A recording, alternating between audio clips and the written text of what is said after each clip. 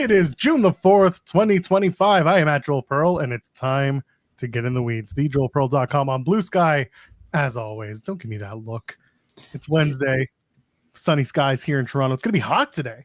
We're getting up to the 30s if you're the real people, like Celsius people. 30. It's hot. It's probably, the 80s for you people down south. Jeremy Lambert is here. He's hot to trot. How you doing, pal? I'm HOTTOGO. Nah, I'm going to use Donna Summer for you. Hot to trot. Chapel Rowan is the queen around here. That's true. I mean, listen, I have my 70s disco queens. You have your 2025 disco queens. I don't think she's disco. I don't know. Everybody's disco. Oh, okay. Everything is disco now. You excited? You excited for the new Sabrina Carpenter song, Joel? I heard that it's going to be the song of the summer, or at least it has been branded as such. I have no idea, but she's like burying her ex, and so I'm always a fan of those kind of songs, as people might know from my musical taste. But I'm very much looking forward to this song. I'll check it out when it comes out. People know that my musical abilities brought me to a world where I was playing all different kinds of music, including whatever songs of the summer were out that particular year. And then I could learn the song of the summer and then say, I'm never playing that again after playing it 100 times over 3 months. And then you just move on with your life. Go back to playing, I don't know, Living on a Prayer by Bon Jovi. Or the other one, or the one that everyone plays by Guns N' Roses, Sweet Child of Mine. How about Creep by Smashing Pumpkins? Yep, that one too. Yeah, big fans of that one. People like that one. It's a little too slow to start, but then eventually kicks into high gear. Yeah. Joel hates AEW and the Pink Pony Club. That's not true. I never said I didn't like Chapel Roan. I just said that I like my 70s disco queen Donna Summer more. That's all. Okay. All right. That feels like you're being a hater as usual. No, if I was a hater, I would be saying negative things about Chapel Roan, which I don't have negative things to say about it. All right. I think the music's solid. It's okay. We're just comparing. We're comparing some of our favorite artists. That's all. Okay. That's all. Are you ready tonight to go to your TNA place? In that TNA, it's a Wednesday pay-per-view like special, almost like watching a TNA special back in 2002. No. You're right. The TNA specials only went 2 hours. It's going to be like watching 2 of them in a row, back to back.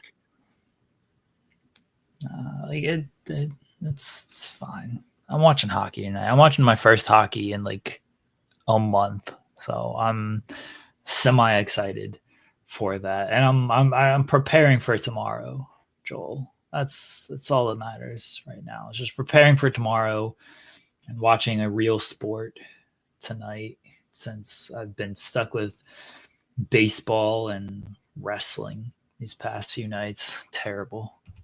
That does sound terrible. Yeah. I mean, baseball's fine, but like the wrestling, why would you subject yourself to this? Baseball. We've had this conversation. I can't do baseball for so long. It's just, I've been sadly just been watching wrestling. Seems like a bad choice. But also on the baseball front, I think we talked about this on the show before. Baseball live, that's the play. Sure. Going to a live game is a much different beast. It's a social activity. Watching it on TV for me is not the same. I'd much rather be in the ballpark where I can roam around. I can like go to different places in the ballpark and like enjoy the show, enjoy the game. Live is better than watching it on TV. I will always say that about baseball. Yeah, I agree with that. But I wasn't going live. If I watched it on TV. Which, all right, can only do so much baseball. Let me know when the playoffs start, which I know they start like in September. Yeah, we got a while to go. It's going to be like all out. It's going to happen, and then it's going to be playoff time. Yeah. More important things than baseball. Starting really tomorrow, but at least the Stanley Cup Final starts tonight. Yeah, it'll be a fun one. I was out with a friend yesterday for lunch. This kind of ties into. Oh, you're already lying, but go ahead. It's true. So okay. when you guys were on, I popped in twice during the show. Once was I was at home doing some work, and then I took my computer and I went to a library because I was going to go meet my friend. So I'm at the library. I ran into our mayor. I ran into the mayor of Toronto very randomly. She had just finished doing a presser, and it was outside City Hall. And in City Hall, there's a library. I will go sometimes and work in that library. So she's coming in, and I'm coming in at the same time, and I didn't even notice or really care. But it was just a moment where I was just full disclosure. I like our mayor. I voted for our mayor. I think she's doing very good work. That being said, I was very confused when I just walked over and I was like, "Oh, hi, Mayor Chow," and she's just like, "Oh, hello," and it was just a very like quick, strange hello, goodbye. Anyway, so that happened. So then I went to go meet my friend for lunch. This is where y'all are gonna laugh at me. My friend's name is also Joel, so now you can definitely Joel is making this story up, everybody.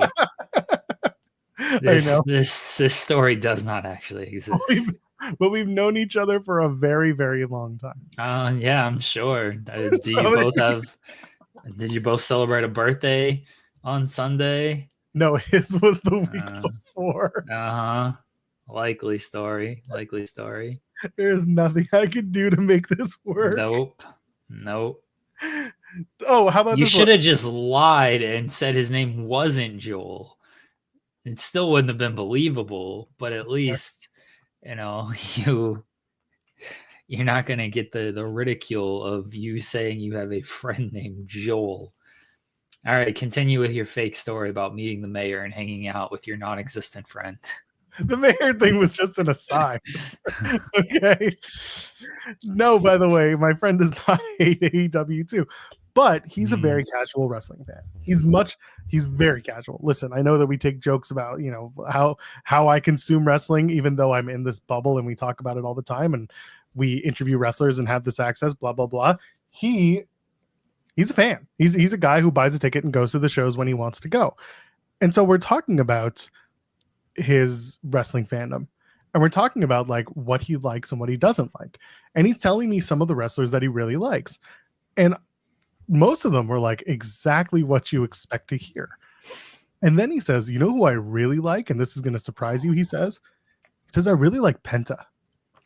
And he's watched AEW, but he didn't really like follow Penta in AEW when he was with Lucha Bros. Like the single run wasn't as inspired as maybe it is now for Penta, and he didn't watch him in Lucha Underground. He didn't see him in Impact, and I'm like, and I explained to him, I'm like, "Oh yeah, I've been watching Penta for a long time. He's really good, but he's not as good as he is from a presentational standpoint.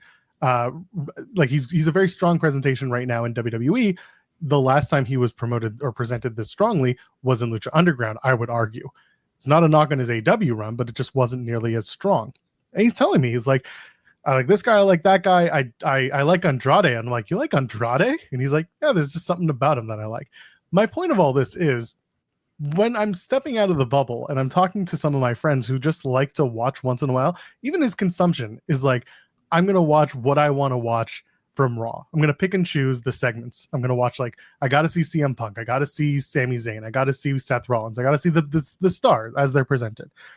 And then he's like, and then when I'm on the train home, maybe I'll just watch the rest, you know, a few days later because I'm looking for something to fill my time. This guy is the perfect wrestling fan in most wrestling fans' fandom, because I use the word fan too many times. And I just thought it was very interesting that I feel like if we step out of those bubbles more often and we talk to those friends who don't watch everything and don't, he's like, I stepped out for 3 weeks. I didn't know what was happening. I came back and it was fine. He is the perfect wrestling fan. He's the perfect wrestling fan. So I found it very interesting. And he's like, I even like Logan Paul. And I was like, shut it down. We're done. Conversation's over. Get the bill. We're getting out of here. We're done here. Thanks, Joel. Bye. No, he likes Logan Paul from, again, presentational standpoints. He really appreciates what Paul can do and thinks that he's a good wrestler. I'm like, all right, I'm not going to tell you no, you like the guy. So I don't know. I found it very strange that in a world where we are online and we watch everyone have takes and reactions and whatever to everything, my friend who's living his best life, he's got his family, he's got his you know, he's got his life. And he's just like, yeah, I come in on wrestling and I come in on wrestling and I go out and I come in and I like it sometimes. Just tell him to stop coming on wrestling. That sounds terrible. Well, some of his favorites really get him going, Jeremy. That's all. But I thought it was very, I thought it was very telling, and the burgers weren't as good as the conversation, but it was nice to catch up with my. You talking about wrestling for part of your conversation? That sounds awful. Oh, so we're both Sens fans too, because we both grew up in Ottawa. Worse. So here we go again with this isn't real. We're both. He went to the Game 4 Leafs and Sens game, and that was the blowout, the blank game where the Sens won. He went with a friend of his that has never been to a Leafs game, and apparently is a big Leafs fan. And this guy he got to go watch in a playoff game the Leafs get blanked by the Ottawa Senators. And my friend Joel, who's a big Sens fan, sitting there having the time of his life, having spent way too much money on a playoff ticket, while his other friend is like, this sucks. And Joel's like, this is the best night ever. I wish I could have cloned myself. I'd love myself so much more. Anyway, catching up with people outside of the wrestling bubble. Everyone should do it. Do we have to do thumbs up on the video and stuff before I make a transition about talking about coming on things? Are you going to come on the fireworks? Go ahead, bring the fireworks out. People will see where I'm going with that transition here in a second. But afraid of this. Leave a thumbs up on the video. It goes a long way. Subscribe to the channel. That's what we do. Super chats. That always helps. It supports the channel, gives us some money, because we're getting demonetized, Jeremy, by silly stuff. Our old Fighter Reacts videos that are getting millions of views are suddenly getting pulled down. Those weren't even our videos. We were just kind of, enjoying. That's all Shaq's fault. Well, we were enjoying the fruits of his labor. Not anymore, though. It's over. That's all Shaq's fault. Yep. So your money will take us to the promised land. Make sure you try to leave super chats and just chat in general so you can earn XP and get a cameo from Brian Alvarez at the end of the month. That's super important. So I'm watching the rehearsal, as people may or may not know. I finished season 1, by the way. I'm 3 episodes in to season 2. Episode 3 might be the most outrageous thing I've ever seen in my life. I'm going to spoil this for everybody. I apologize. I'm allowed to spoil. Nobody in the chat spoil the rest of the season for me, but I'm allowed to spoil things. He recreates the life of Sully Sullinger. Right? I was going to ask if that Sully Sullenberger, I think. Is Sullenberger, sure. But I thought this was the episode you were going to mention. It's so ridiculous. Go ahead. He's a baby in this episode, and he has like the giant crib and like mannequin mom. It's absurd. Absolutely absurd, this whole episode. And this episode is weird because he's like sucking on the mannequin teat, and like the milk is just like waterboarding him. Astounding episode. And apparently Evanescence is how Sully landed the plane, if we were ever wondering. The course of I only know the Wake Me Up Inside. What's the name? Bring Me to Life. Bring Me to Life. Yeah. The course of that song is how Sully landed the plane. It's an insane ass episode because it doesn't even start about this. And maybe I'm linking 2 episodes together, but he has this whole aside where he's like, why did this Nathan For You episode get pulled off of Paramount Plus?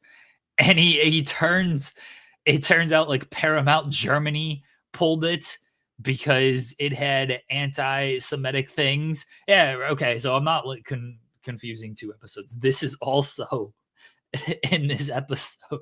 It's just an absurd aside that has like nothing to do with the rest of this episode. I've never seen anything like this episode. I haven't. I don't know how this season gets better because people have praised the finale of everything. Again, please do not spoil it if you're in the chat. But this is one of the most incredible episodes of television I've ever watched. I watched this last night and I was confused and like laughing and almost cringing at some of the shit that was going on. Amazing. And I say, and I use the come transition because there's this scene in the plane where he's trying to recreate what Sully is feeling on his first flight with his 17-year-old girlfriend. And he's like, I can't recreate the feeling because like I don't have these feelings for her. I can't have like this arousal with everything because she's an actress and there are camera people around. Who is like, so I have the camera people set up the cameras, and I replaced the actress with a robot, and I got a computer and I put on porn. And he's like, I'm not going to show you what happened, but effectively I masturbated while trying to land the plane. Just like, what are you talking about? No. I completely understand, and we talked about it when I first brought up the show last week. If you watch this show and you think this is like too much and you just like can't handle it, then I completely understand. I don't think this show is for everyone, but I think if this show is for you, you absolutely love it. It is just it's amazing. It's absolutely amazing. I can't wait to finish the season, which might not be for a few nights because we got other things to watch, but it's so good. The level, I think someone said it, like, as someone who loves to commit to the bit, I respect so much how much he commits to the bit. Like it is on a different level than anybody else who's willing to commit to the bit. It's so good. It's pretty impressive. King Potato mentioning the show is just Nathan figuring out his autism. It really feels that way sometimes. But you know what? It's entertaining as hell. It's very funny. It's very funny. I'm gonna have to go back and watch this show. I just haven't had. I don't have much time to watch this stuff, and I get. And I found out that I'm not the only person who gets this way. I feel like I'm being judged as lazy or just that I'm not working hard if I take that break and I watch TV or I play video games, something like that. And I hate feeling that way because I know I work hard. But like there are days where I'm just like, I just want to sit and like sit in this chair, look at this TV and play video games. But I just end up doing other work. And yeah. And that's how you get burned out, kids. So remember, take a break and watch TV and play video games. Just do things for yourself sometimes. Yeah. And you got to get outside. I feel the same way sometimes. I relate to that. Like I mentioned, I hadn't turned on my PS5 or played games in months, and I finally did. The other week, I started playing my PS3 emulator, and then the other day, I actually turned on my PS5 to play some 2K and everything.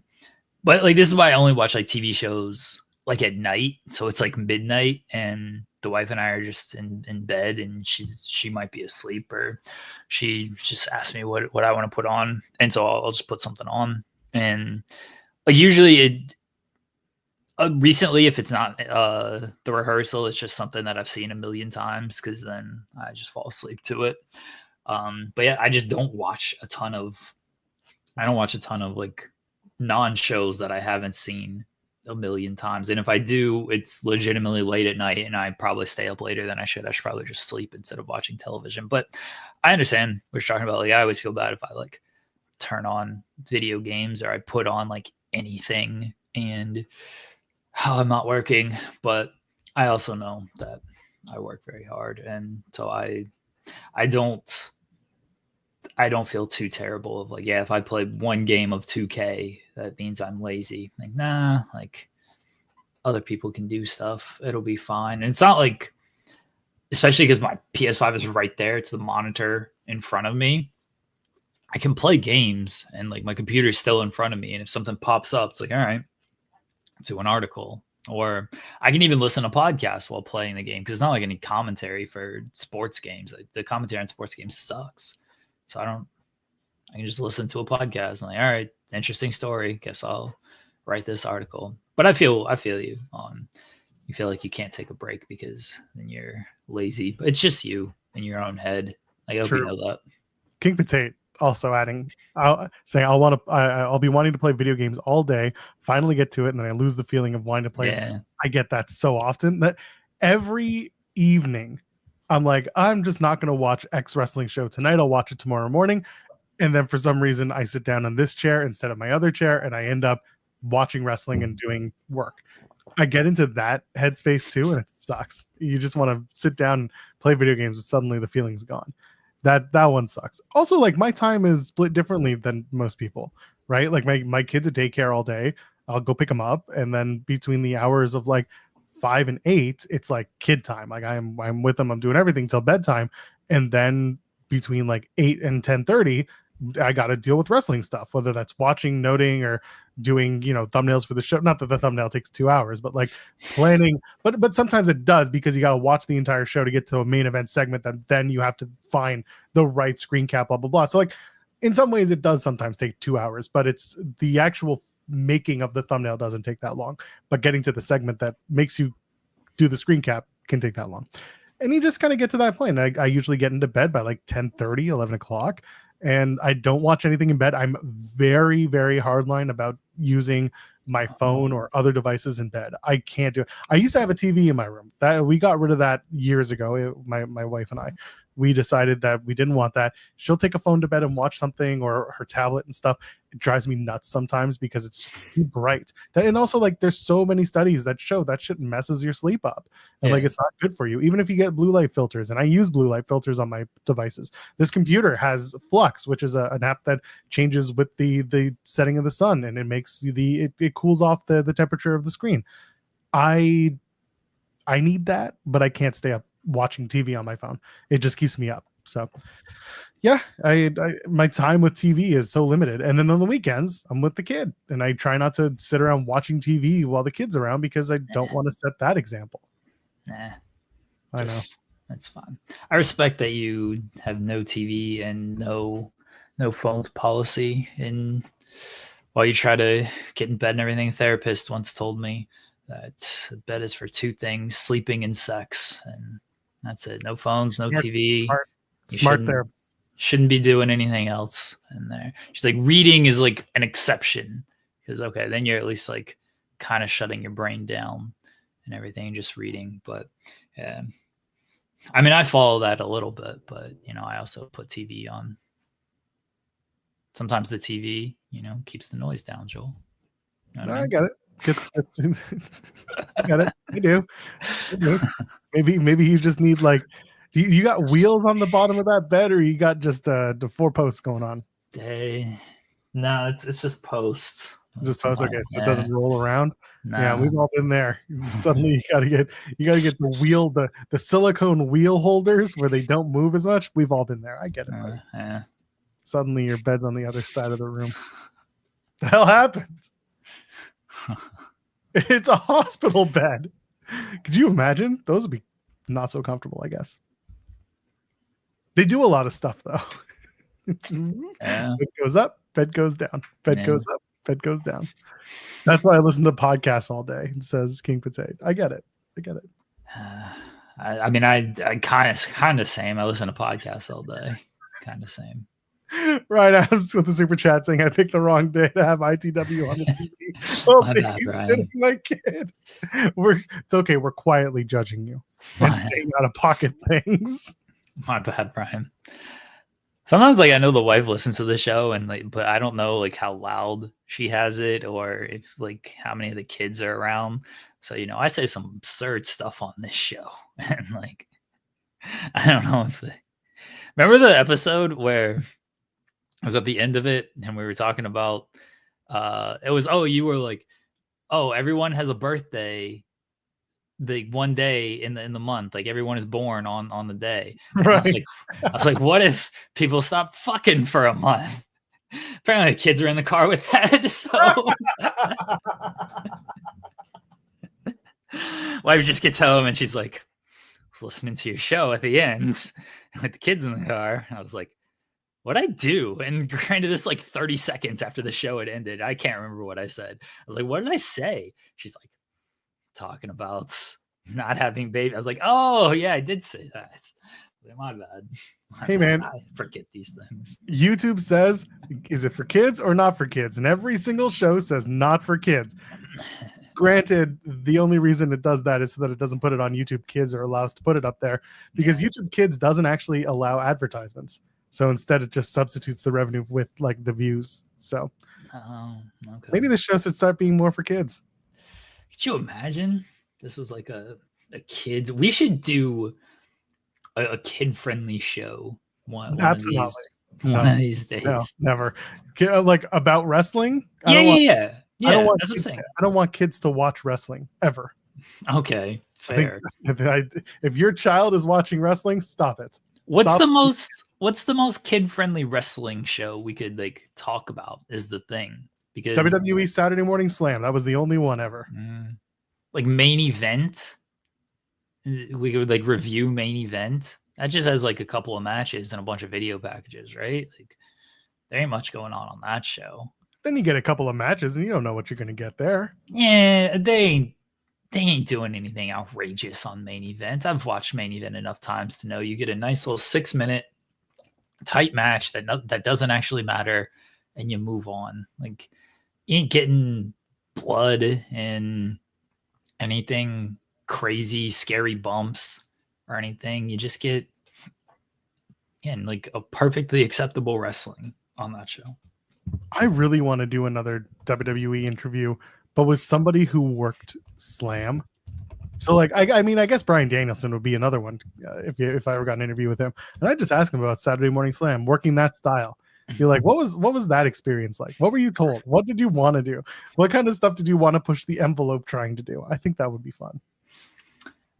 We're gonna have a kids corner for Ring of Hallucinations. It's gonna be the kid-friendly version of Ring of Hallucinations. No drugs, just sugar. You know, we created our candy death match the other day on the show. So we have that going for us. So it's just going to be sugar that the kids can get high off of. They get the sugar rush for the show. So we're going to have the kid-friendly corner on Ring of Hallucinations. Kofi Kingston worked an episode of Slam. I'm going to find all these slams, and we're just going to find out which wrestlers worked Saturday Morning Slam and which ones we can still talk to. Okay. Saturday Morning Slam. Let's check cage match. Oh, it's going to be hell. All right, I'm not doing it. Saturday Morning Slam number 30. Card? Here's number 30. Bryan and Ziggler versus Brodus, Clay, and Tensai. We could probably get Ziggler on. I can probably get Nick. No, he's too busy not wanting to be on our show because he does the other show. No. That other show. MDK Kids. No, it's just MD Kids. It's Murdered Death Kids.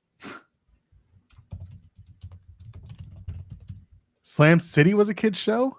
I don't remember Slam City. I just remember Saturday Morning Slam because that was the wrestling show. Yeah, that was something Slam City. Yeah. Oh, here we go. The last Slam had Kofi Kingston and Justin Gabriel.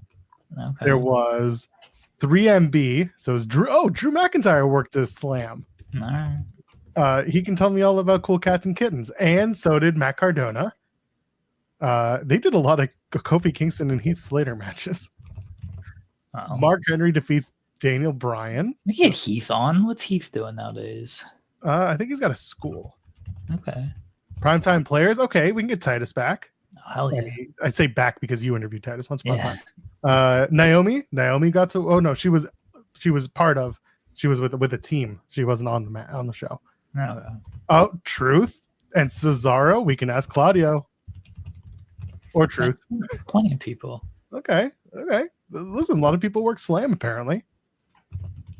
Ryback and Damian Sandow. Kane. Oh, Cody Rhodes. We got to ask Cody about Saturday Morning Slam. Oh, that's great. I just want to ask everyone about Saturday. The Miz. We can talk to him. We talk about golf. We disguise this as a golf channel and then ask him about Saturday Morning Slam. Natty, of course, the GOAT. She works Saturday Morning Slam. Brian and Barrett. Jey Uso, main event Jey Uso, lost to Jack Swagger. Natty. Yeah, we could absolutely. There are so many wrestlers who did this show. Yeah. That's crazy. This show lasted 35 weeks. That is crazy. All right. Saturday Morning Slams. Got content to fill, man. Got content obligations. That's why main event's still on. That's right. I miss Saturday Morning Slam that I never watched. Now I'm just a big fan of it. Joel avoiding AEW talk just to run down the history of Saturday Morning Slam. Well, we have other things to talk about, like NXT. Oh. What happened? Of course, main thing also. What happened? What's the main thing? What's the main thing? The woman who showed up on a perch. The nameless woman.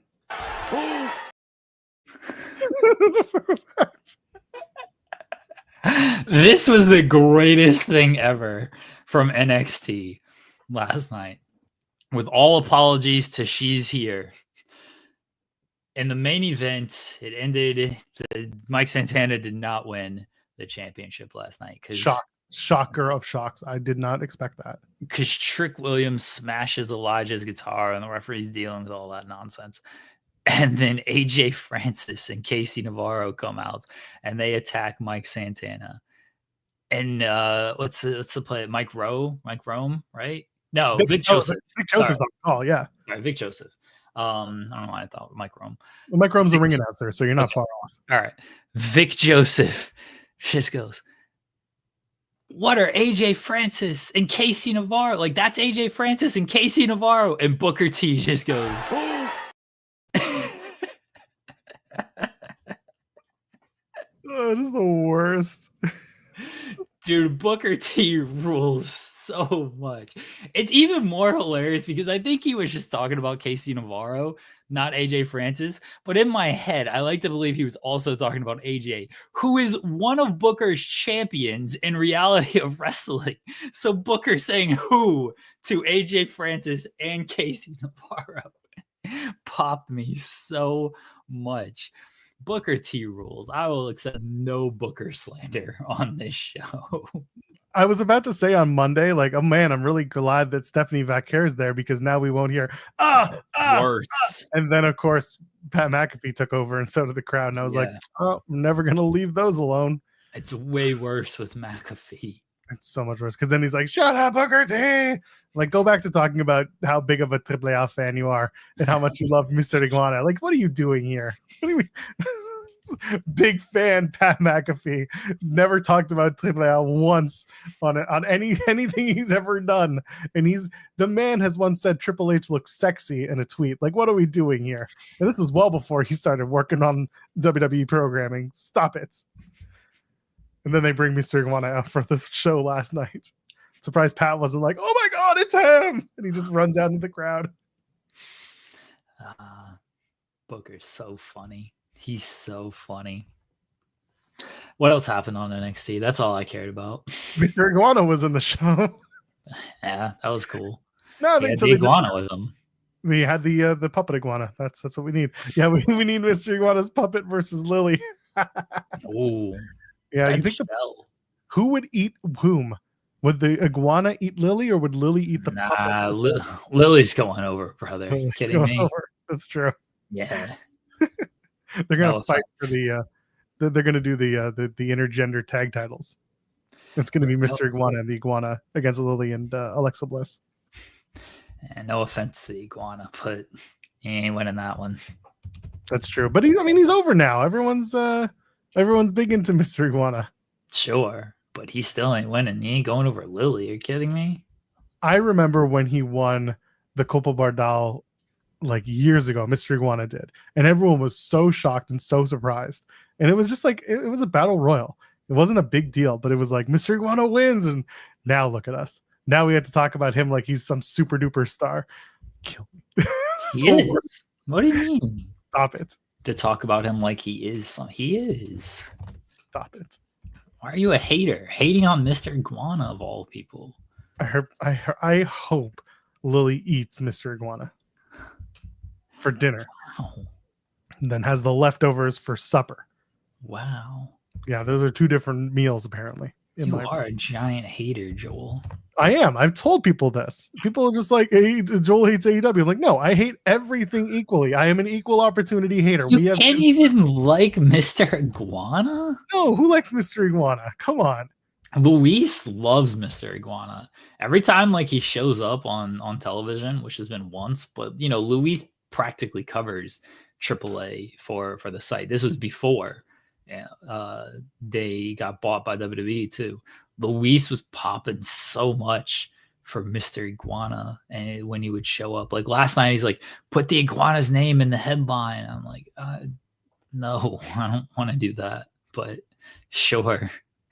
Nah, Luis is a huge Mr. Iguana fan, so there you go. That's who loves Mr. Iguana. Pat McAfee, obviously, as well. Don't you listen to his commentary? He tells you. No, I do not.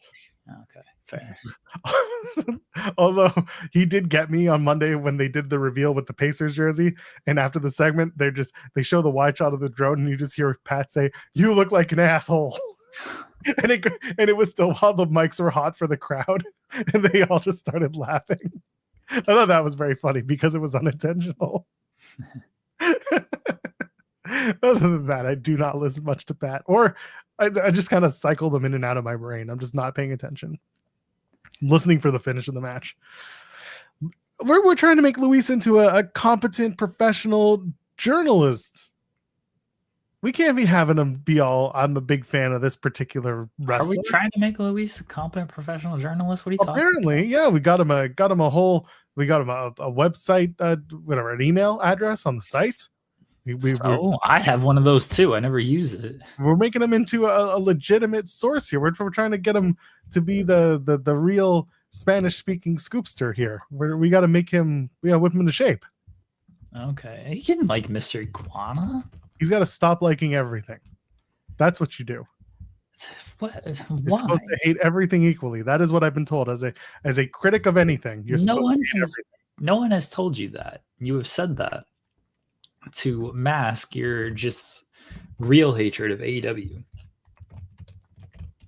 That is true. Got a super chat from Kaza saying, "Money's for the best morning show in wrestling." Hell yeah, we appreciate you, pal. Appreciate you, Kaza. Hopefully you just got a lot of XP points out of that and you're in the lead now.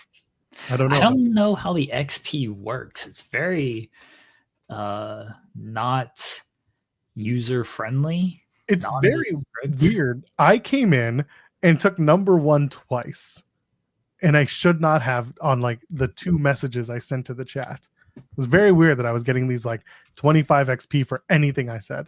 And I'm a mod, so I don't know why I'm even like allowed to be part of it. Maybe you get extra points for being a mod. It's like, you get extra points because you are part of the channel.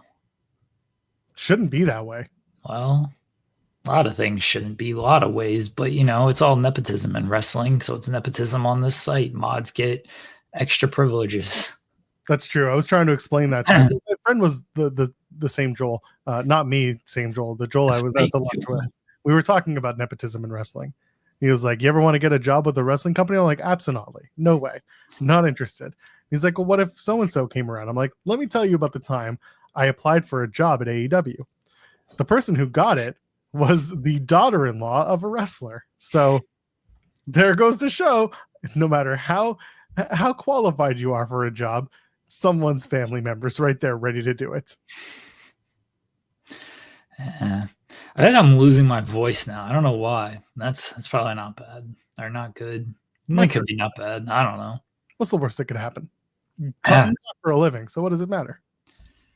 Yeah, I mean, Oh yeah, Brooks Jensen got randomly ousted from the Culling, and now I thought Alexa Bliss Gamer was talking about Steven Jensen for a second. I was like, shit, what happened? Oh, Culling. Okay, never mind. It's not about Not Jensen's, but No, Jensen's part of the Culling. It's a casino that he's a part that he likes to go to. Yeah, the Culling is the casino. Yeah, that actually makes a lot of sense on why Jensen got kicked out. So Brooks Jensen gets beat over with a chair by Izzy Dame randomly. Beat off with a chair. And she's like, he didn't have that fire or whatever. He doesn't fit here. And the other two are just like, all right.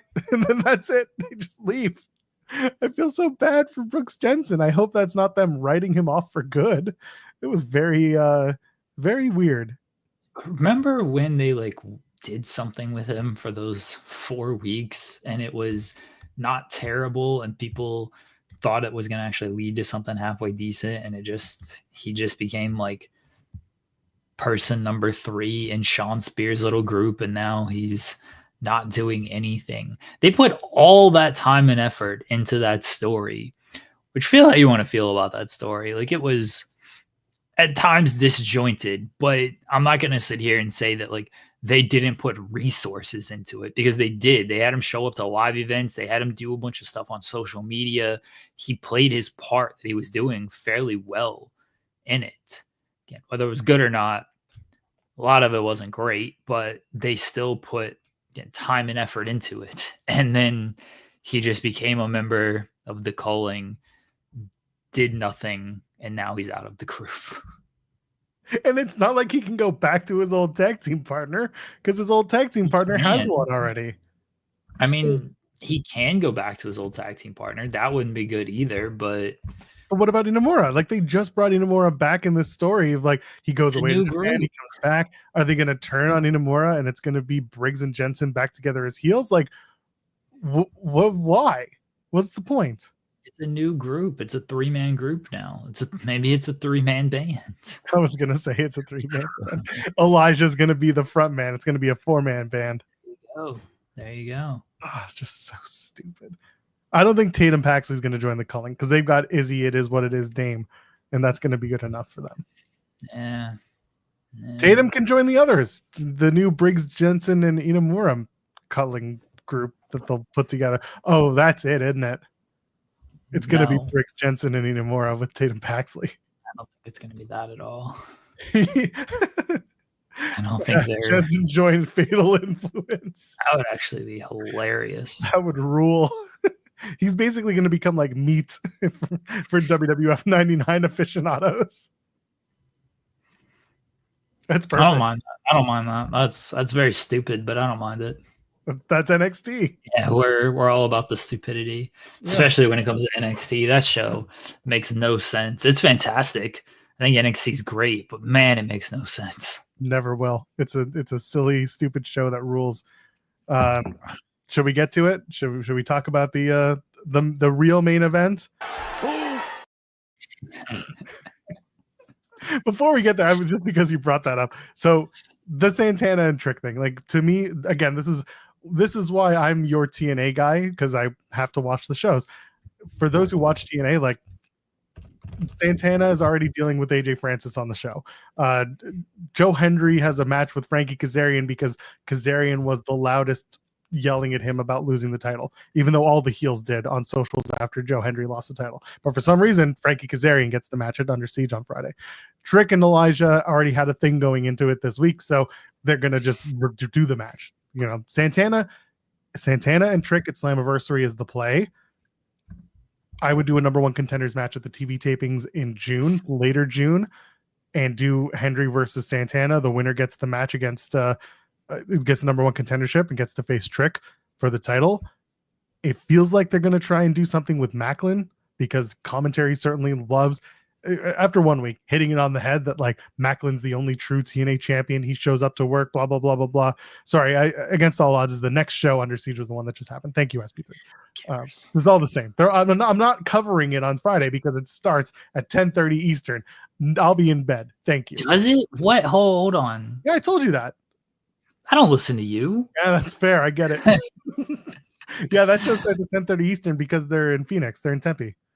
Why? Who makes these decisions? Brother, they've heard from me a million times saying, why are you starting this late? And they're like, because that's when the show starts locally. Like, stop What it. is wrong with this company? Oh, let me count the ways, Jeremy. This show doesn't. Oh my god! It does say 10. It starts at 10. Yeah. Yeah. Are they stupid or are they dumb? Are you stupid or are you dumb? Thank you. Can you be competent for 2 seconds and not start your show at 10 Eastern? Nobody wants that. Not a single person wants that. Oh, well, local time, it's 7. Okay, don't run West Coast then, if these are the decisions you're going to make. Only run on the East Coast. West Coast people are used to dealing with this. It's fine. It's okay. Yeah, you could start at 5.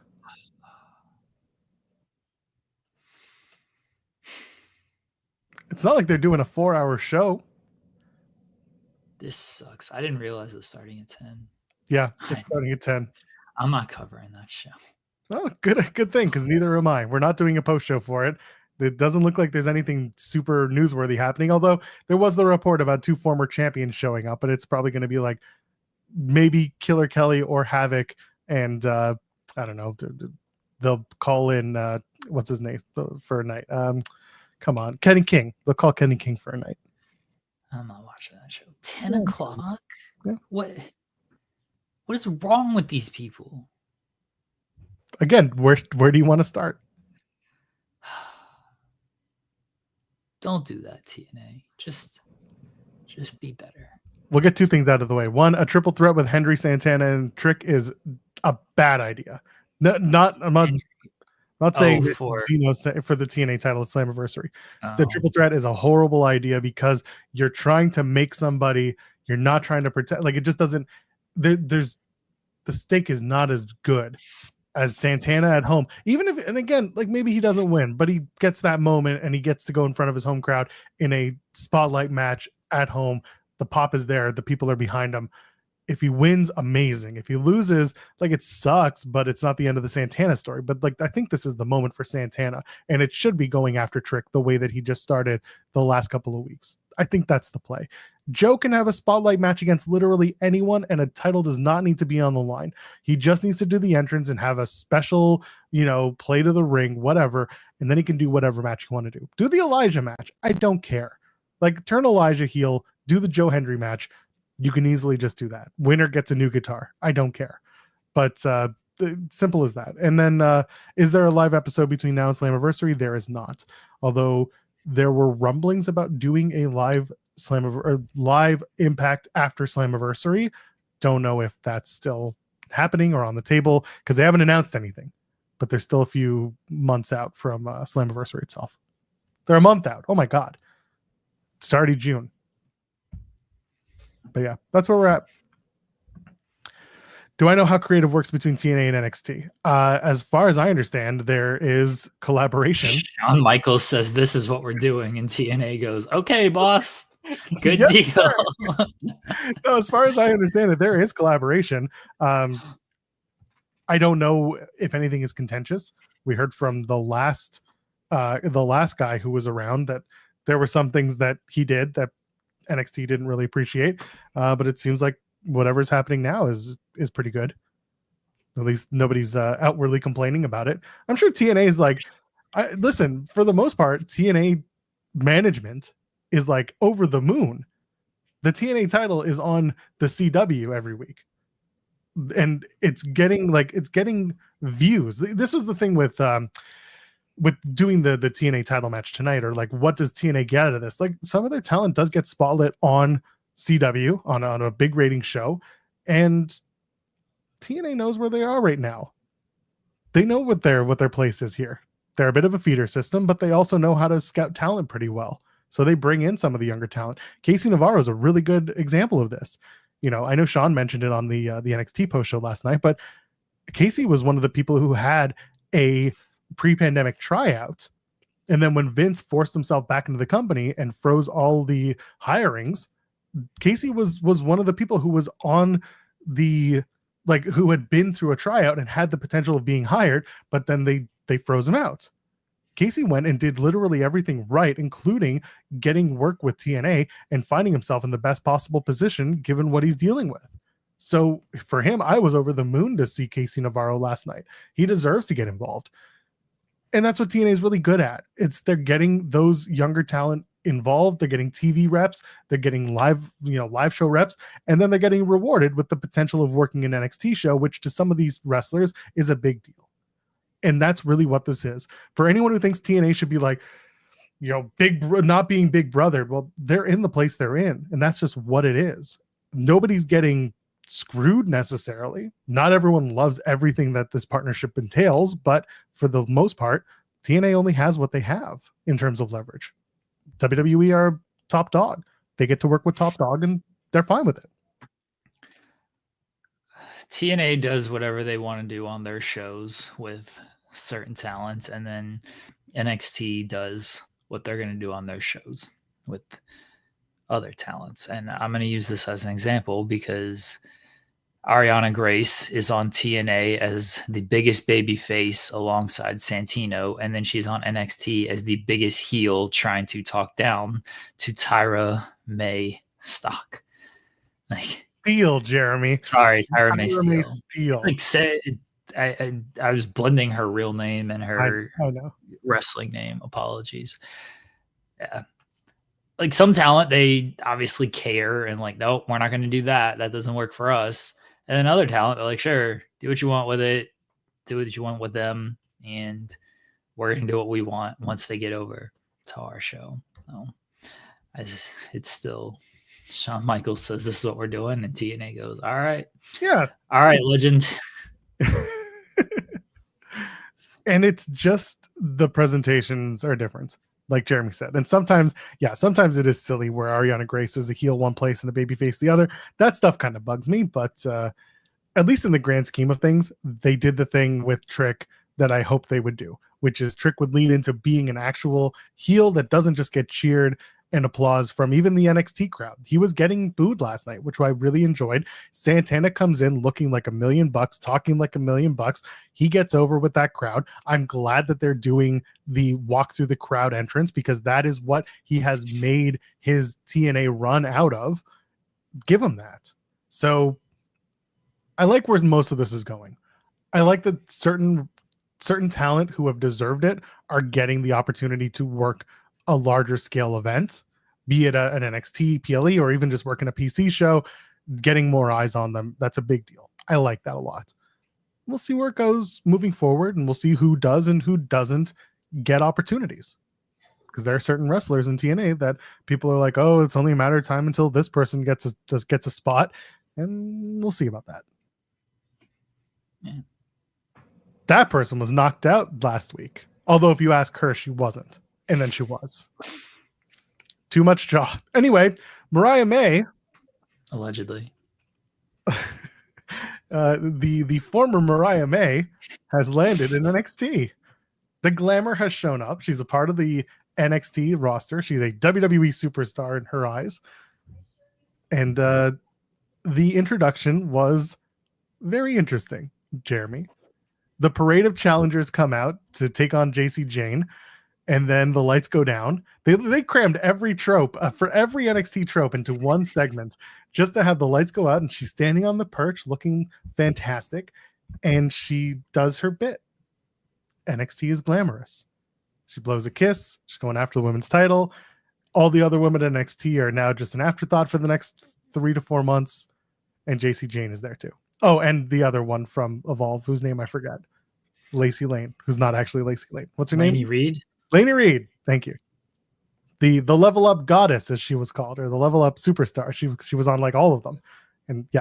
Anyway, she's gonna get a new name. That is the reporting that Mariah. So everyone's guessing, and I think it's hilarious. My favorite name so far has been April, May, June, because if you want the most, because WWE is very petty these days, Jeremy. I don't know if you've noticed this.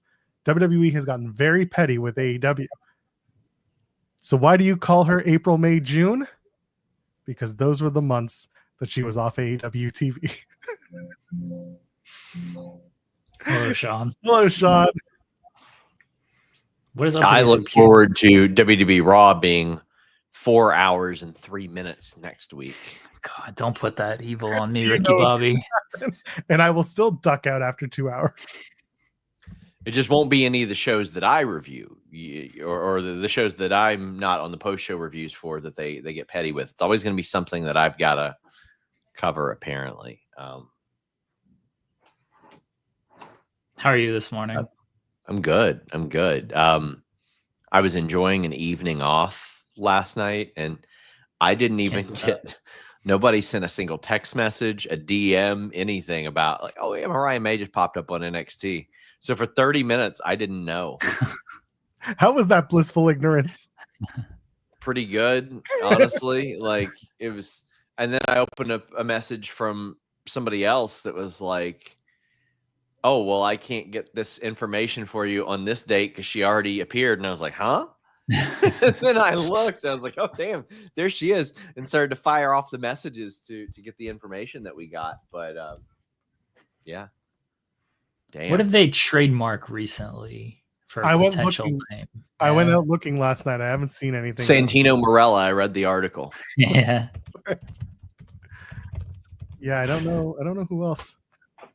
But I've been looking. I looked last night. Nothing's been. But I think the Ricky Saints thing was also a late addition. Like, yeah, they got it the day of or something. So these are a little bit different.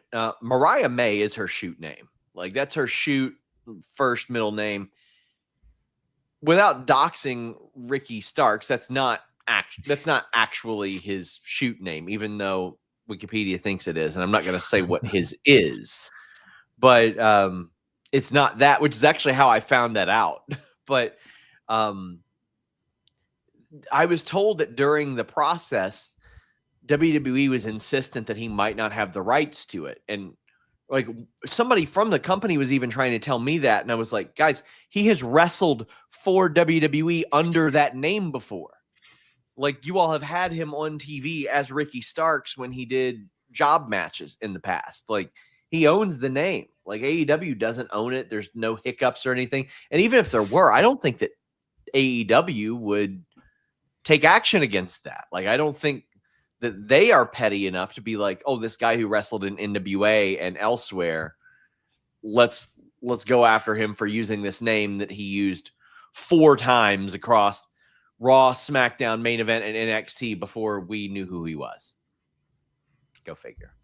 What if she is? Have we figured out who Summer Sorrell is? Has that name been used? Oh boy, not that I'm aware of. All right, unless she was an LFG talent. Yeah, probably. But that Summer Sorrell. Yeah, it's they made Summer Sorrell a number of months ago. Yeah, Karen Best is Summer Sorrell. Okay. Yes. Yeah. Looks so like that is absolutely a name that they would give her. Yeah, true. That's why it popped up for me. Of like, oh yeah, that she's on. I think she's on Evolve. Okay. And it looks like most of the names that they filed a few months ago with the infamous Hayes Jameson and Trill London, they've all been taken. So if they have a name for it, they've not filed the trademark for it yet. Part of me thinks they've gotten smart to the people who are actively looking for these things, so they just kind of wait out. I mean, they filed the JC Mateo trademark, and people speculated that was Jeff Cobb, and they turned out to be right. They filed that before they announced him as JC Mateo. So yeah. I think it just depends on when this stuff goes through, honestly. Fair. So Solo Sikoa's husky son, by the way, for those who aren't watching. Guys, I'm looking at doing a little quick plug here. Looking at doing a Karrion Kross update today. Should be good. Be good. Yeah, and I think I did one on call-ups the other day. There's still a number of people that have been like reported as being called up that have not been told that they're called up. But some insight on last night's thing. The talent associated, and I don't know if the producers were also told as well. they were either told as soon, like right before they went out for the segment, or they did a great acting job in front of people being told that that was happening. Because people backstage were like, talent didn't know, and the segment was isolated in a manner of which they wouldn't need to be told until then. And I said, okay, all right. And somebody read my Fightful Select story in NXT and was like, hey, just so you know, she is getting a new name. We just don't know. I don't want to say they don't know, but that person didn't know what it was going to be. Like maybe Mariah knows and WWE knows and all that, but I don't know if this is something you all spoke about. But immediately I got a message from someone in AEW who said, well, it's a pretty big compliment that they repeatedly now have introduced talent without naming them, and everybody knows who they are, both online and on the show, and they get good reactions. So, well, they knew her as a shop influencer. That's it. They just big WWE shop influencer. They knew her. Yeah. They knew her as. Did she go to like WrestleMania 39 or something? No, 39. She went to the. She went to the Rumble in 2019, and I met her there without knowing her. We were both in the Superstore walking around together in like the same areas. And at the time I was like, she's somebody. And then, would come to know who she is and obviously follow some of her wrestling journey. But there's a picture that I see. I think it's she's with all the wrestling girls. Yeah, Church of Joshi girls, Alex and Kayla, and then Alexis Littlefoot, who lives in my town, hang out with her all the time. Heels and Headlocks, and I don't know the other two women that were with her, but that picture I remember because all of them were wearing the Undisputed Era shirts except for Mariah wearing the NWO shirt, and because they posted it like anytime she does something, it gets posted, and it's like, man, like she was. I posted this yesterday. I really admire her career path. She was a fan who understood the look and presentation and everything, started to wrestle, very quickly got a tryout, didn't get signed, and then didn't just wrestle like once a month, didn't just like, oh, well, here's what I'm going to do. I'm just going to capitalize off that presentation. She got really good. She worked really hard and got really, really good, went to Japan, signed with AEW where there was a beginning, middle, end, got paid to do nothing for 4 months, which is the dream, the absolute dream. Then on the backside of it, got paid to do nothing for 3 months, the dream. And now, like, say hypothetically, she signed a 5-year contract.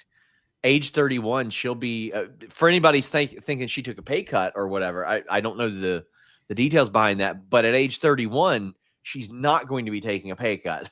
Yeah. She is going to be getting paid exponentially more and will be in a situation where she has experienced Japan, WWE, NXT, and AEW, and will be able to weigh all that stuff versus the money associated.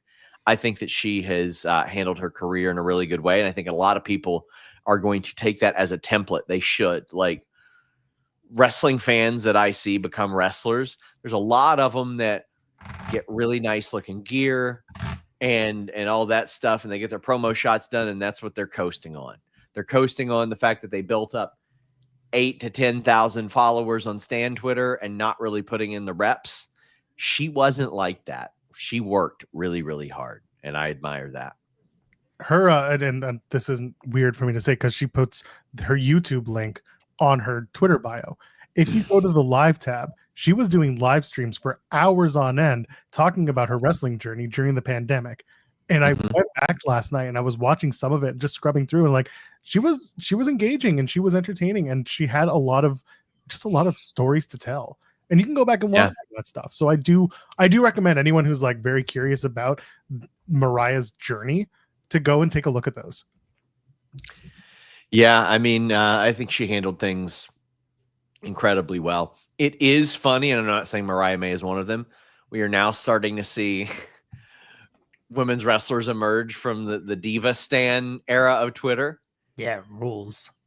It's very funny because I've encountered a couple that I won't name that don't like each other dating to beef from the Diva Stan Twitter days. Because like I'll be like, somebody will have an interview come up and they'll be like, fuck that bitch. And I'm like, what'd they do? And they're like, oh, well, when they were Reigns' Bliss back in 2016, I was like, oh, I'm getting the lore here. This is incredible. Absolutely rules that these people have online beefs as they try to get into wrestling. Yeah. They're gonna spend that, make some money off of it, folks. You know, get a promoter to pay for a bunch of numbers with the Alexa Bliss and Charlotte Flair avatar battling it out. Gotta dig out the old tweets for those. Be like, this was me, and it's like the most embarrassing names on Twitter. Take a look. Just put it up on the big screen. He's got the big walls. Oh, Dwayne Johnson just there, ready to go. Chris is gonna beat all these people up. She would. Oh, by the way, here's really what you need to do. I need Mariah May versus Masha Slamovich for the TNA Knockouts title at Slammiversary. Boy, that's be my good. So okay. Let her win the man. Knockouts title. Sure, I don't care. I just want those two to fight. Well, I'm gonna finish up my oatmeal and take a big shit. See y'all later. Jeez. Bye. Uh, I was wondering if they have trouble leaving. no, apparently not, because he's trying to evacuate something. Anyway, April, May, June is what I'd call her. You've made that joke, Joel. We get it. Well, because she didn't work in AEW for 3 months. Joel, do you want to call her April, May, June? Yeah, I'd like to call her April, May, June. What if her name is Whitney August? That's like calling her August. No, I'm not going to mention porn names, but yes. I go there because obviously the month. Instead of Mariah Carey, we go Whitney Houston. So But what if we think of May differently? What if it's not the month of May? okay. What if it's the idea of May I? So maybe she takes on an influencer gimmick, WWE shop influencer, and then she's Mariah maybe, or maybe Mariah. When someone calls you on your iPhone and you don't have their number saved, what does it say? Maybe, the name of the person. One. She becomes maybe Mariah, or Mariah maybe. Maybe Mariah. That sounds very Ash by Elegances. I don't know Great. about They that. can go for the Knockouts tag titles next month at Slammiversary too. Mm, The Mariah May catalog. It's Mariah by Elegance. no. Yeah, well, I tried. Just Mariah. Just Jason or just Jones, just Jake. Just Mariah.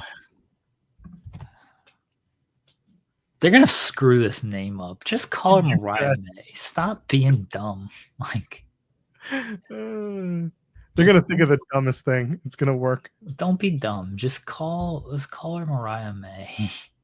They're gonna call her like Liv Liverpool because she loves the Liverpool team. Live Liverpool. You can't do live. They already have a live. I know. I'm just thinking of like Liverpool and what you can call her. Olivia Liverpool. What if they call her like Sarah Stan because she comes from the Stan era of Twitter?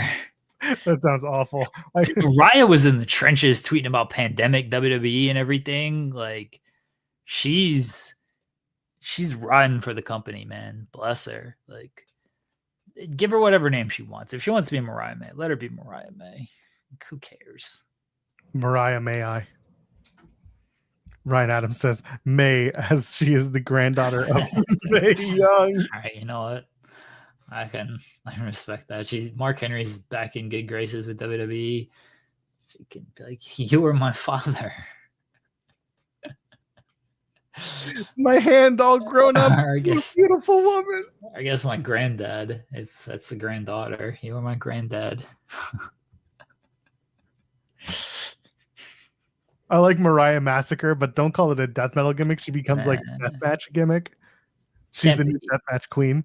And can't be Mariah. They're not doing death matches in their WWE. That's never gonna work. Not with that attitude. That's Just because we got out of Saturday Morning Slam doesn't mean we can't go to the other extreme. Nah, they ain't doing death matches. They could barely do blood. They should call her Tony Hurricane. Tony Hurricane. Mariah Elite. All right, that would actually be funny. Well, since we're on the petty train, why don't we call her April, May, June? Gotta stop this April, May, June. No one's gonna get that because they can't even say like, do you get it? It's when she wasn't in AEW. Someone on the internet will point it out. Listen, going into that JC Jane segment, did you watch any of this? Did you watch the reaction videos that they had? I watched the show. I didn't watch any aftermath stuff. Okay, no, not the aftermath. So in the show, they were showing people's reaction. Yeah. And the last person they showed was this old man who was older than we are, like probably in his 50s, doing the most overreacted reaction video, just being like, oh, and that was what the cutaway was. And I'm like, stop it, please make this stop. I don't like that this is what wrestling fandom has become. Just overreaction bullshit to get on TV for 2 seconds. Yeah, they love that stuff. So awful. I don't pay attention when they put up their they put up like this slew of tweets and everything. 5 years ago, this was true because Not the median anymore. age for NXT was 64. Now it's not. It has gone way down. It was. I don't care who it was. It just looked stupid. It looks so hokey. NXT draws like a pretty young crowd, honestly. Like they with the 2.0 rebrand, they started skewing a whole lot younger, and it's kind of stayed that way. Now it's 58. That's still younger than 65. What is? Hold on, let me look at. Joel hates fans. Joel hates old people. Both of these things can be true simultaneously. Joel hates everything, folks. Just everything. I am not 58. Thank you. My hair is not that. You sure? Some days I feel it, brother. Okay, I feel like you could be if you wanted to be. I want it to be. I can be many things. So NXT in the, the 18 to 49. We can look at that. We can look at 25 to 54. Male 18 to 49. I was seeing if I could get like a median age on the demo numbers, but it doesn't look like I can.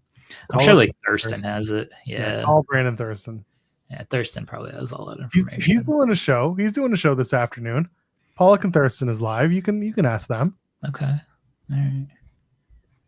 I just call in. Is it a call-in show? I'm sure if you ask them for the link, they'll bring you in. They don't want to do that. They actually do like good work and stuff. Did NXT have the balcony during Black and Gold? I think they did when they were in the PC. But remember, for a long time they were also in Full Sail. At Full Sail they did not have it, but then when they made the move to the PC, they did incorporate the balcony aspect. So like Pandemic and a little bit before that. Mariah Glamour. No. Okay. Just call her Mariah.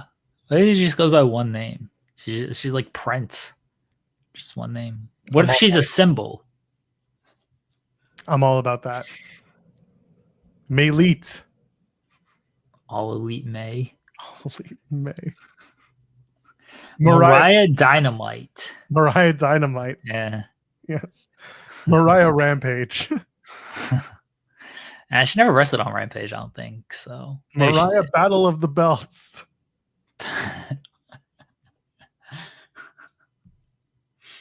It should just call her name should just change based on what AEW has going on that week, because AEW has a special event like every single week nowadays. So Mariah Blockbuster. She was Mariah Fyter Fest last night. Next week she's Mariah Blockbuster, Summer Blockbuster. And she'll be Mariah All In. Just changes her name every week based on, based on it's what all AEW in Texas. So you got to do Mariah All in Texas. Mariah's All in Texas. That sounds a little too dirty. They sound like titles of videos that Nathan Fielder was watching on the plane. So. Her name's not Debbie, we'll tell you that much. Mariah Mania is just what her name's going to be. Mariah Winter is coming. They should call her Mariah Main Event, and she's a main event in every single match that she Main event does. Mariah. Main event No, Mariah. because they already got main event Jey Uso, so we can't do main event Mariah. That's why it's Mariah Main Event. And then but she's always in the main event, and that's a sticker to Tony Khan, who never put her in the main event, at least at Not Revolution. She wasn't the main event at Grand Slam Australia, but that show aired at 1 o'clock in the morning and no one watched it. So it doesn't really count. Okay, so apparently she's a fan of Arsenal. So they're going to have to call her like Amanda Arsenal. Annie Arsenal. Not Annie. Annie Arsenal. That sounds terrible. That sounds like a 1960s name. That's true. She doesn't like Liverpool, so we can't do Live Liverpool anymore. We were never going to do Live Liverpool. Well, you weren't. Yeah. Yeah, that's all. Yeah, that's it. That's going to be it. It's going to be, Anita Arsenal. Anita Ars is going to be her name. Annie Arsenal is definitely a MySpace name. Oh man, yeah, that's it. That's it. She's gonna be Annie Ars. Oh, that sounds awful, but I'm all for it. Anita Liv Liverpool is an ROH character. Call her Mariah Honor.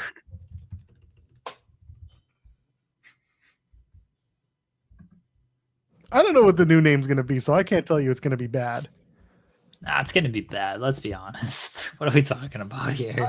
Listen, everyone's going to complain because it's not Mariah May. It's going to be something else, and people are going to get all in their feelings, and then it's going to become a Tony fumble, and everyone's going to have to remind them that it's not that. And we just do this stupid dance every friggin' week with her name.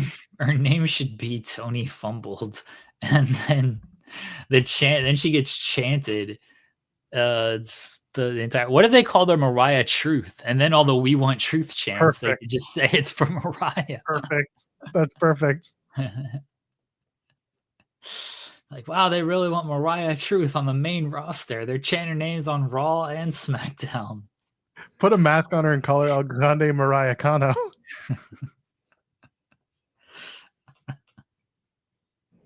God. They're all whatever. Everyone's gonna complain, and we're just gonna laugh, and it's gonna be what it is. It's gonna be like Izzy Dame. It is what it is.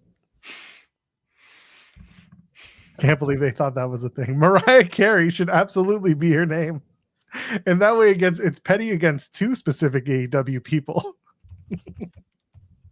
Gonna get some people way in their feelings. Anyway, Jeremy, Money in the Bank is coming up. It's going to be this weekend, Saturday. Yeah, it's on Saturday, allegedly. There's too much wrestling this weekend. What's wrong with these people? You've informed me that this TNA show goes on at 10 o'clock on Friday, which is dumb.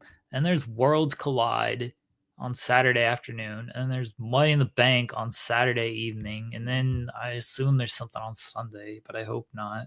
I don't think there really is anything special, at least. What are we talking about with? Do we not have more to say about Mariah May? Did they fumble her already by putting her in NXT? No, and I saw a lot of people immediately doing like, why is she in NXT? It's like same thing I just said about the TNA stars getting their shots on a show that has great numbers and viewership. That's what it is. And like again, AEW's TV presentation is different from WWE's. Do I think she's going to be there long? Not necessarily, but also they just did a bunch of call-ups for main roster. So like, why not replenish your NXT and make her a big deal in NXT so that when you call her up, inevitably, name is there, the opportunity is there. Like I'm not upset by it. I don't think people should be upset by it. I understand that there is this, I need my immediate gratification, make her the biggest star in the world right now because everybody knows who she is. Not everyone knows. Again, I go back to my friend Joel, who is not me, by the way. Although allegedly you can make that's true. You can make the case because we do have the same name, grew up in the same town, the same fandoms and all that. No, but in all honesty, I go back to my friend Joel, who's going to ask me, who was this Mariah girl? Who is this glamour girl? she's really pretty. I'm sure he's going to be like, oh God, she's so beautiful, because he loved the Divas era because he was a red-blooded male. But he's going to ask. Let's face it, he liked the pretty blonde women.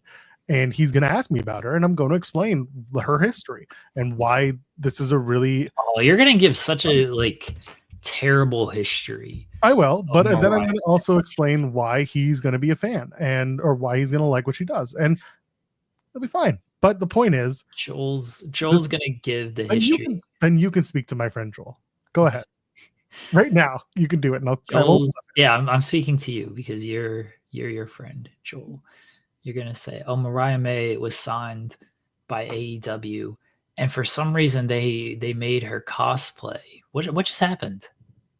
I wanted it to be you in the news layout. It's not. I wanted it to be I just went away. There you go. Now you're back. You're giant, though. No, what? I just switched it. No, not on my screen. Not letting me switch it. Oh, this sucks. All right. Go back to what we were doing. Oh, they're experiencing issues with the swapping of streams. Oh, that was a problem. Never swap streams. Sorry, that was my mistake. Tell them again. AEW signed Mariah May, and for some reason they made her cosplay as Toni Storm, and they stuck her with this guy named Luther, who was a former Japanese deathmatch legend, but they made him into a comedy butler. And she lost her first couple of matches, and then they continued to just have her be the sidekick for Toni Storm until she finally turned on Toni Storm because she won some tournament. I can't remember the name of the tournament. It's not all that important. She won a tournament, and she turned on Toni Storm.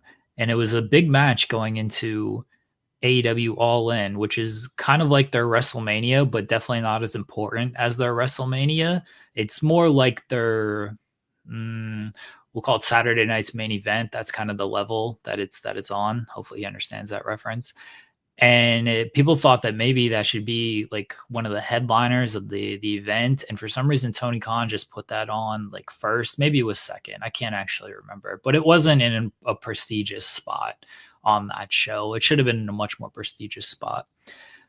But Mariah May won their AEW Women's title, which is like the WWE United States Women's Championship in terms of importance and value. And Mariah May had like a decent run, and she beat some people who were a bunch of losers anyway. So none of her wins really mattered because she just beat people who are already losing all the time.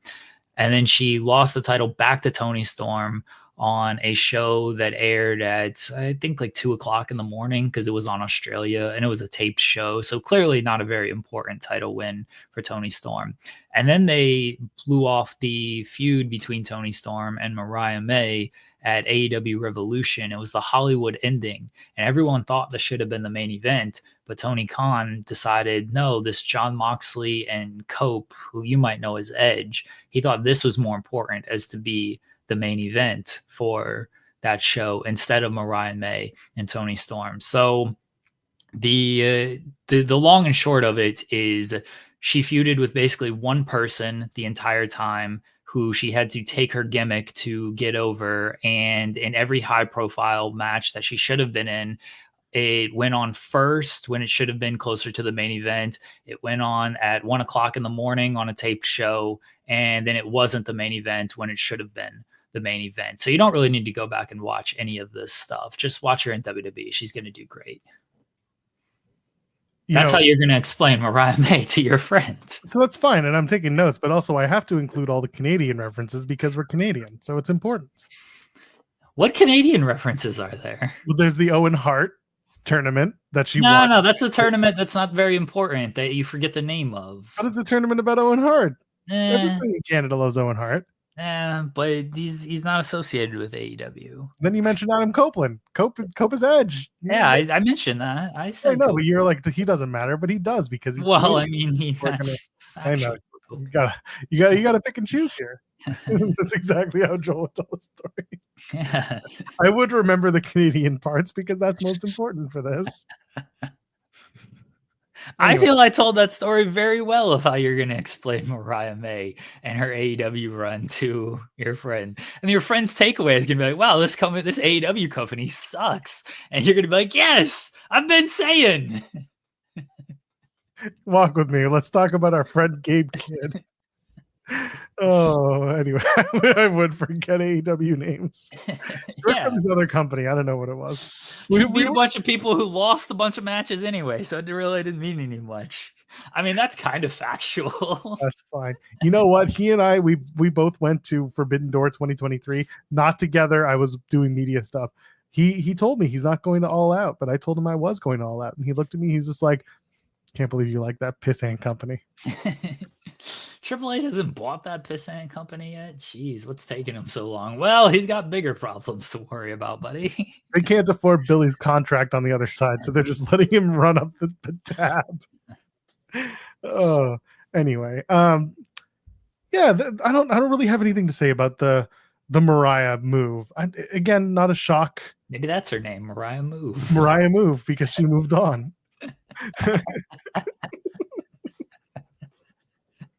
Oh, have you thought about calling her April, May, June? Jesus. It's Are you okay? No, I haven't been for years. I haven't been okay for years. Fair. No, it's not shocking. You're gonna go where you want to go, and you're gonna get the gigs you want to get. Sean said it himself. She's young.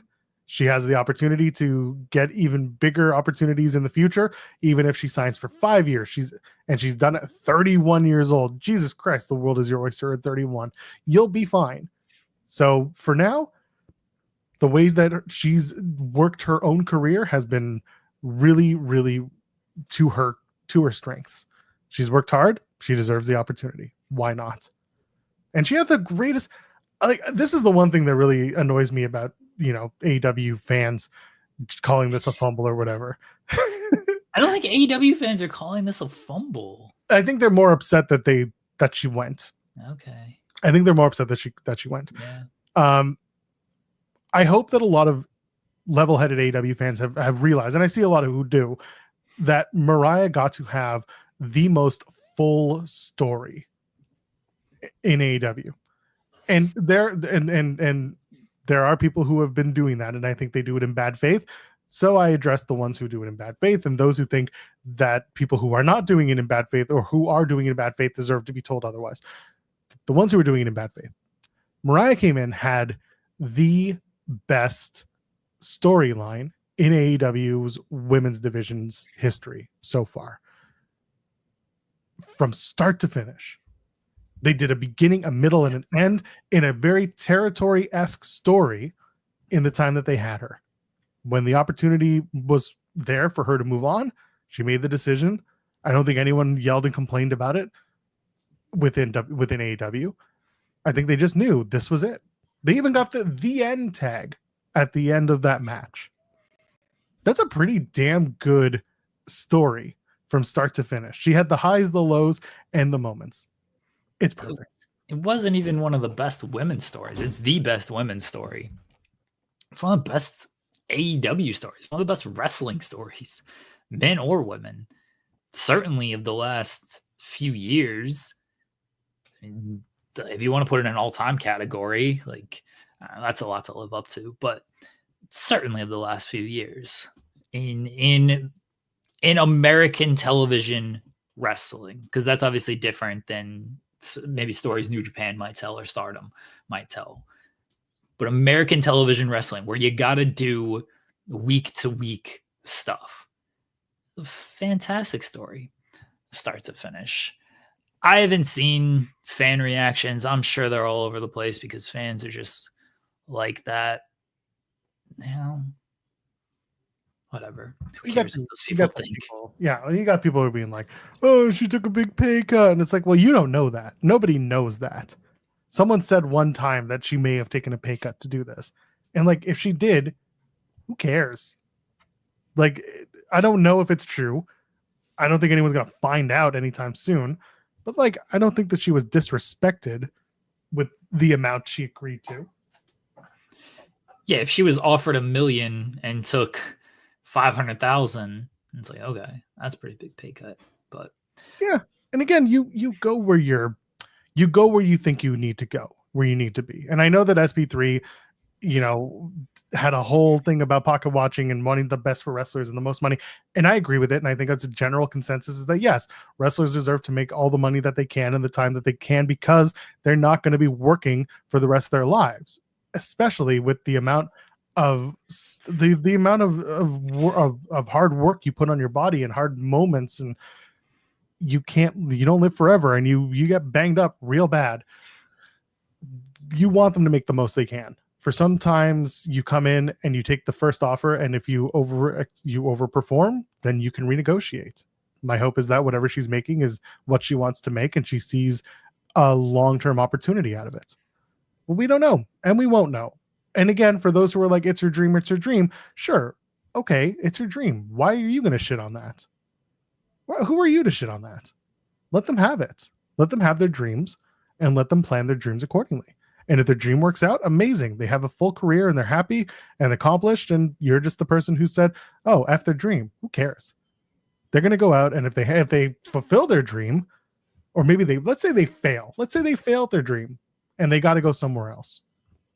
Okay, you're the person who said F their dream. Maybe they're going to feel the same way. Or they're going to say, I failed and I'm going to try again, pick myself up and do it again. She's happy. She's clearly where she wants to be. Let her be where she wants to be. Who am I to tell you what you should or shouldn't do? You should tell people what to do, Joel. I should. And you know what? The first thing you should do is not watch 4 hours of wrestling tonight. Wow. I don't care who. Joel immediately just takes a shot at AEW when I tell him to tell people what to do. Well, at that point, it was expected. I think everyone needed that one. But yeah, in all seriousness, I think that if you're happy and you know it, clap your hands. Kid doesn't like that one. But I try to do it with my kid, and he's like, no. I'm like, all right. Yeah, don't force me to clap my hands, Warden. He's shit out of here. He knows what he wants. He's a very, very stubborn kid. No, I do have a problem promoting Money in the Bank. However, I do have an idea, Jeremy. We saw a Grande Americano get his spot in the match. I think he's winning. I think that a Grande Americano is going to win the Money in the Bank for the men this year. I think Chad Gable is going to come up short winning the Mega Campeón, the AAA Mega Campeón. I think that Vikingo is going to retain, and that's going to upset Gable. And El Grande Americano is going to come in, and he's going to cash in on Vikingo and beat him at Triple Mania. Oh, at Triple Mania. Okay. Yeah, he's going to come in at Triple Mania. He's going to win. And then you know what? Then we're going to see Penta. Penta's going to take offense to this. His brother's a former Mega Campeón. Ray Phoenix won that championship. Okay. He's going to be very upset about this. And of course, Penta's got problems with Chad Gable and El Grande Americano, blah, blah, blah. So he's going to try and just fight for the respect of AAA. But then out comes a man in a Penta mask, and he takes out Penta. And who is this masked man? He's back. He's back, and he's joining American Made. He is El Grande Jericho. Chris Jericho comes back for one last run. But by the way, El Grande Americano won the he won the Mega Championship. He did. All right, I'm for this.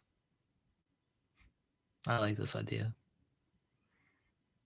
It's terrible, but I like it. That's why it has to exist. Now, you guys are haters if you don't think this is awfully good. You guys are haters. We're making AAA like the place to go. We're making it the spot. Money in the Bank gets cashed in here. Our Mega Campeón is a guy under a lucha mask, but he could also be this other guy you don't know. The other guy who took offense to the other luchador, he's got an issue with him that goes back 5-6 years. And then he takes off the mask, and he is one of the biggest wrestling stars of the last 25 years. One last time, baby. One last time. Cullen says, I understand why you're Kylie's number one enemy now. It goes both ways, damn it. Goes both ways. Please don't kick me off the family plan. I really like having access. What if they called Jericho April, May, June, because that's how much he's been off of AEW television. The problem is L April. Hold on, what are the? I don't know Spanish. That Abril, May, and what's June? I don't remember what June is. Junio. Junio, I think it's Junio. Yeah. Okay. Yeah. What if that's what they're gonna call Jericho? El Abril, May, and Junio. Mayo and Junio. El Grande Jericano. Yeah, I know Abril, but Mayo. He's white, all right. Yeah. No disputing that. Amazing. Unico. You know what? If you can make us many money, then you can be hired by Fightful Espanol.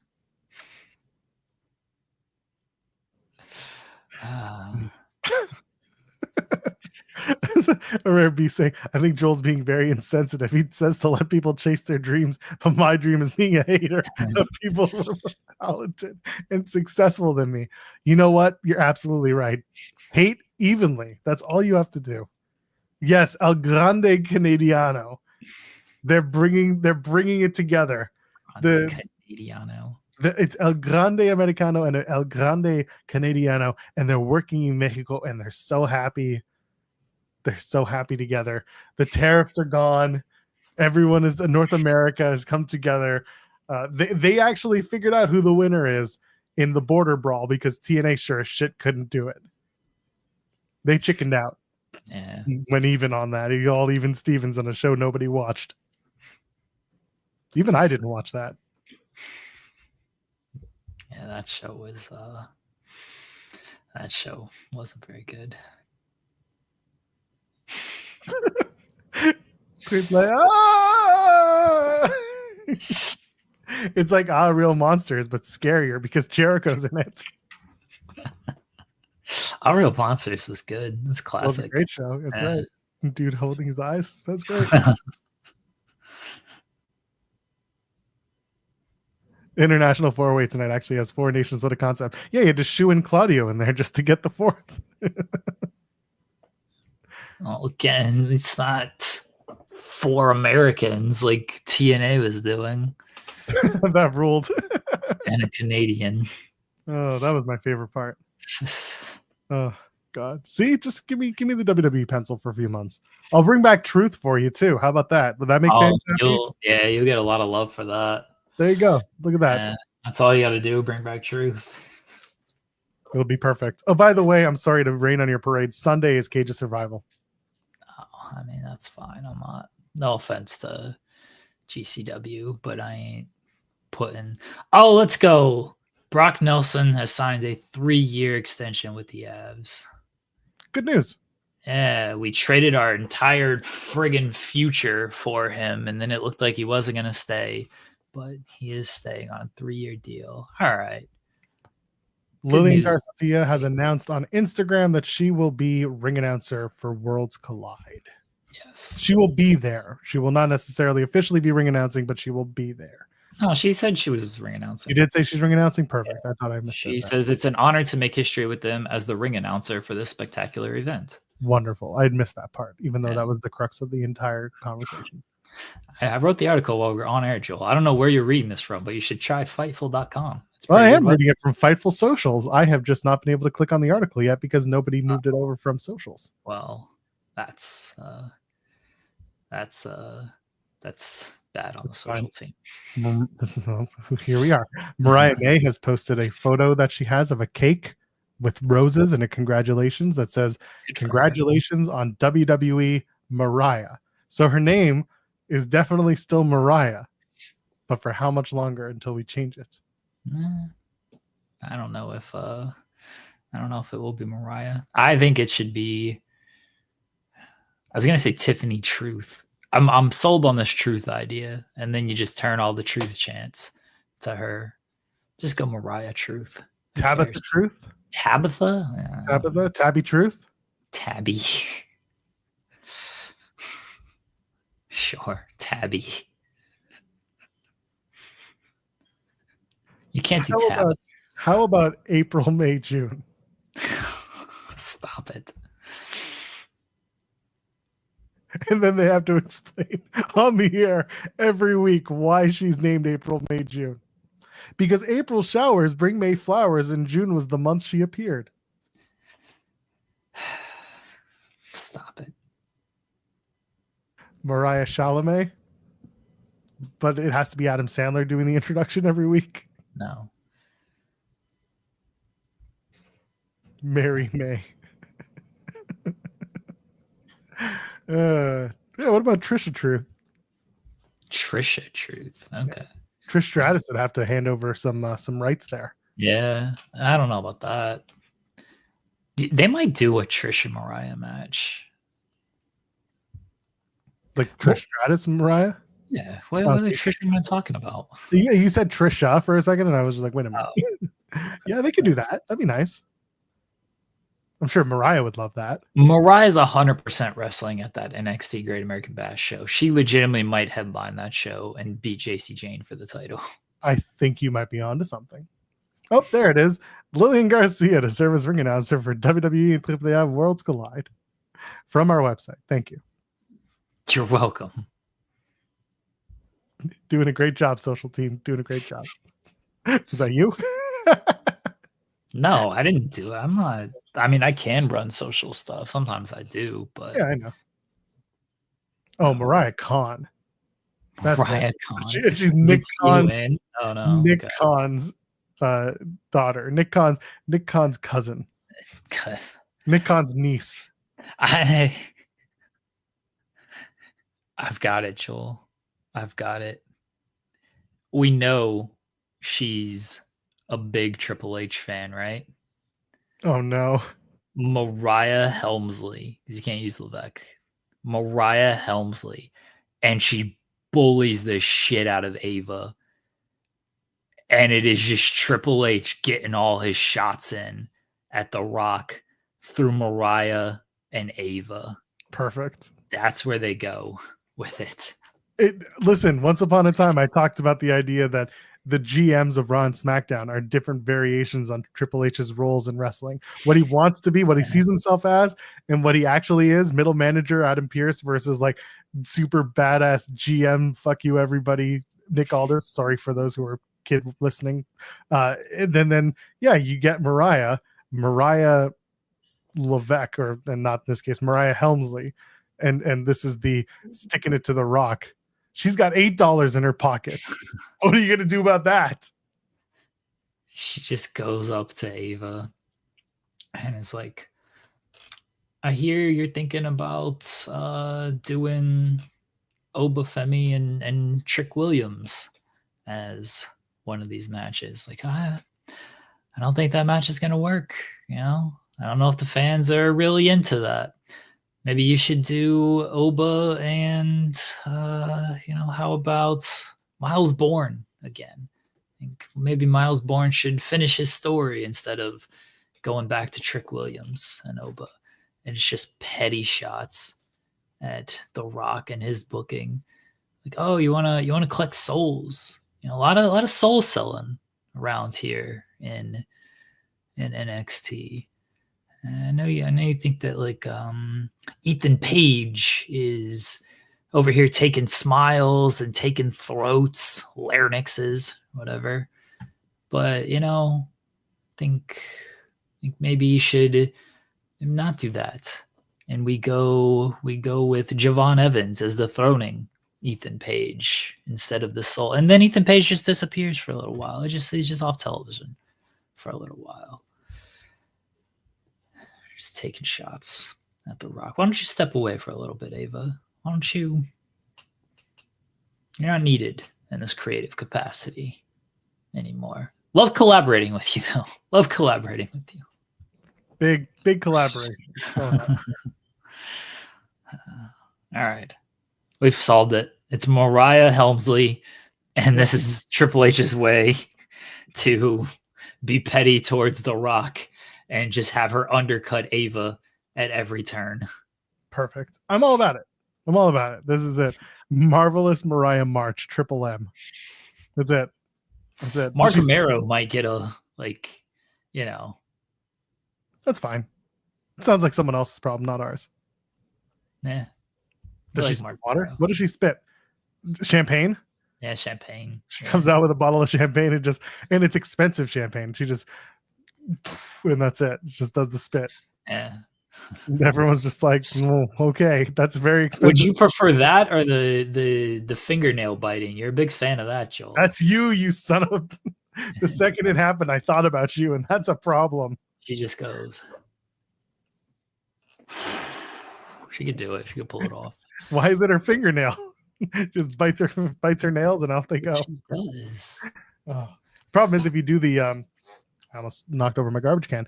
If you do the champagne bottle, you're gonna have Booker T being like, "Why doesn't she swallow, Vic?" And everyone's gonna be like, "Oh, god damn it!" And then we're gonna be problematic the whole way through. What horny, stupid shit is Booker T gonna say? Wow. Because I mean, listen, what's his face? Corey Graves is already on that train because it's another beautiful blonde woman. Anytime a beautiful blonde comes to a show that Corey Graves is on, he foams at the mouth. Okay. Yeah. So what's Booker gonna say? What's Gooner T gonna say? He'll figure it out. I believe him. I believe in Booker. I do hate the finger biting. I hate the finger biting.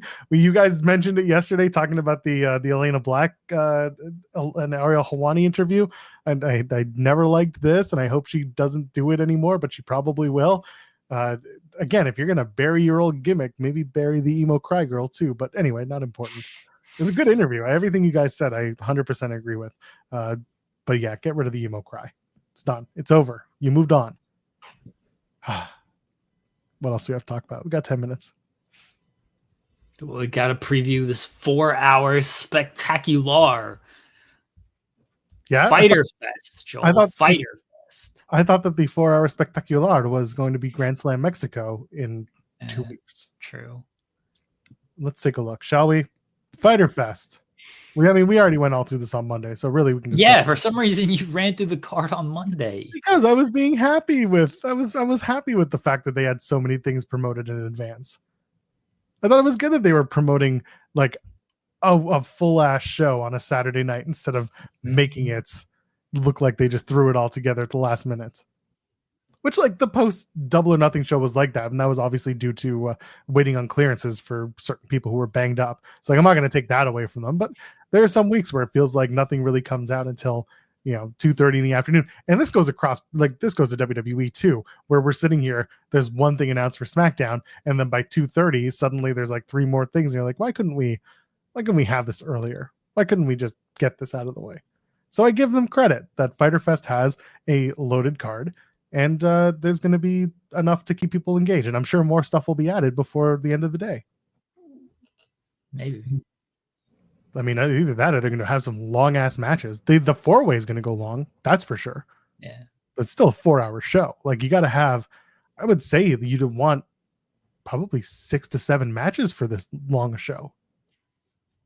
well, they're gonna have long matches. I think the only thing that's gonna really be added is, I don't think they're gonna wrestle, but maybe is something involving Ospreay and Hangman and Swerve, because those are the three big names that are missing from this lineup right now, and they're obviously very important names with AEW in general, but certainly the main story that's going on. So otherwise, I don't know if they're going to add too much to this show. I think you're going to get long matches. You're obviously going to get some segments that they don't have fully announced or anything. Maybe they do something with Cole and Fletcher to set up a match next week with those two, because they got another 4-hour show next week. So you're going to have to add a lot of stuff to next week's show as well. You can't give everything this week, but I think they'll do some type of segment with Swerve, Ospreay, and Hangman tonight. That'll be added at 4:00. Yeah, I would probably want that. I'm trying to think if there's anything that like really fits for this show. I think Summer Blockbuster is when you do Ospreay and Swerve next week. A match?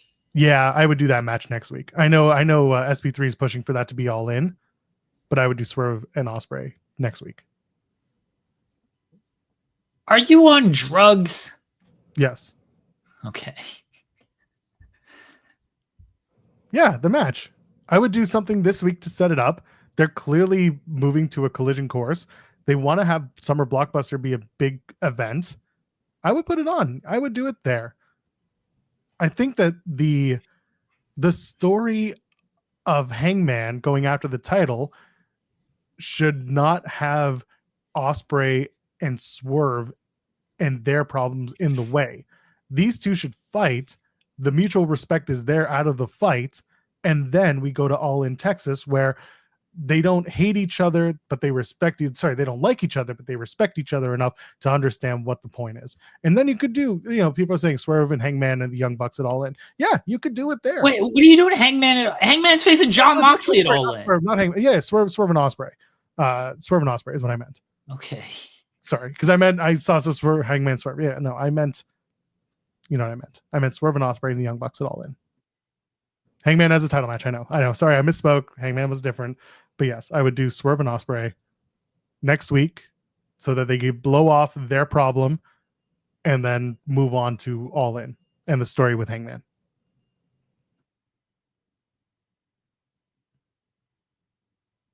You want to see Swerve and Osprey at All In.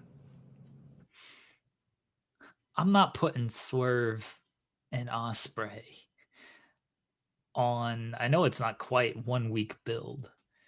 I'm not doing that match on this 4-hour thing. I'm not saying you punt on these 4-hour shows because they're clearly not. I don't know what these 4-hour shows are going to do. They're up against game 3 of the finals next week. They're up against game 1 of the NHL tonight. These shows are going to do like decent numbers, but I don't know how strong like overall numbers they're going to do. I'm not putting Osprey and Swerve on free TV on one of these 4 hours. That's an all-in match. That's not a free TV match. Sorry. I understand your point. Like I see the logic in the story you were trying to tell. I'm not trying to. I think it's a crazy idea, but I see the logic in the story you were trying to tell. I just don't accept it. I don't accept that this is the all-in match. You're gonna do the Bucks and against Swerve and Osprey. I think you're doing Swerve and Osprey at All In. Look, if you are doing the Bucks against Swerve and Osprey at All In, it would make sense to do it the way you laid it out. It truly would. I still think it's dumb, but maybe they do it. Swerve and Osprey ends via Bucks interference. Oof. Yeah, that's something. Get some heat. You would get some heat on the Bucks. Because if the Bucks don't have a match like this at All In, then the Bucks are going after the Hurt Syndicate, and that's the tag title match. And it's not necessarily one I really want to see, but it is a big enough match that it's the Founding Fathers against these two big motherfuckers for the titles, for the tag titles. But I don't know what else fits, because I mean, FTR seem to be wanting to go after the CMLL tag titles at this point, which, like, sure, okay, they're not going after the AEW tag titles right now, so it feels like the Bucks, and then I don't know, again, like there's talk of Cope and Christian eventually teaming up to do a match against maybe FTR at All In, but we're not there either, and we're a month away from the show. So I'm curious as to like how that starts to play out. Does Cope come back tonight? Does he come back next week? Does Christian come back this week? Does he come back next week? Darby's the other one that we're kind of waiting on to see where he fits in. Maybe he doesn't show up until after All In. Who knows? There are a few people that are just kind of waiting in the wings. There was the report about, we make the joke about Jericho, and right now, allegedly there isn't anything with Jericho that's planned. So if you're going to do a return tonight, you have a group of people that you can pick from to start building towards a match at All In, whatever that is. If Moxley and Briscoe is the main event tonight, I don't think it is. Well, I said if. I know, but I'm pretty sure the 4-way is going to be the main event. Okay. If Moxley and Briscoe is the main event, prepare for Darby Allin's return. How are you going to tell the story with All In and Hangman? Is Darby going to big brother Hangman like Mox big brother Darby? Hangman's going to come out and be like, Mox, I want to take everything away from you. I want to open that briefcase, but not at All In. And then Darby Allin comes out and they hug, and Hangman goes away somber. And then Darby and Mox stand face to face, and the crowd chants "Holy shit" or boos. It's a mixture of both. And then that's what happens. Please stop pitching triple threats in the chat. I hate it so much. Oh God. They should call her April, May, June. I have to stop. Never. April, May, June. It's perfect. I don't know what the main event's going to be. So I think I saw Henry say that the 4-way should open. And you know what? From the lead-in, I get it. I think it's more likely that the tag match opens in that case. There are more than one tag match. Yeah, what tag match are you talking about? The women's tag match with tag, Tony, okay. Mina, Julia, Sky, and Mercedes on commentary. Hmm. I would have Tony be, or not Tony, Mercedes be like the first person you see coming into that show. I think the 4-way could open because Fyter Fest is kind of a Kenny vehicle, and you get him out there first and go from there. Like, I could see that potentially happening.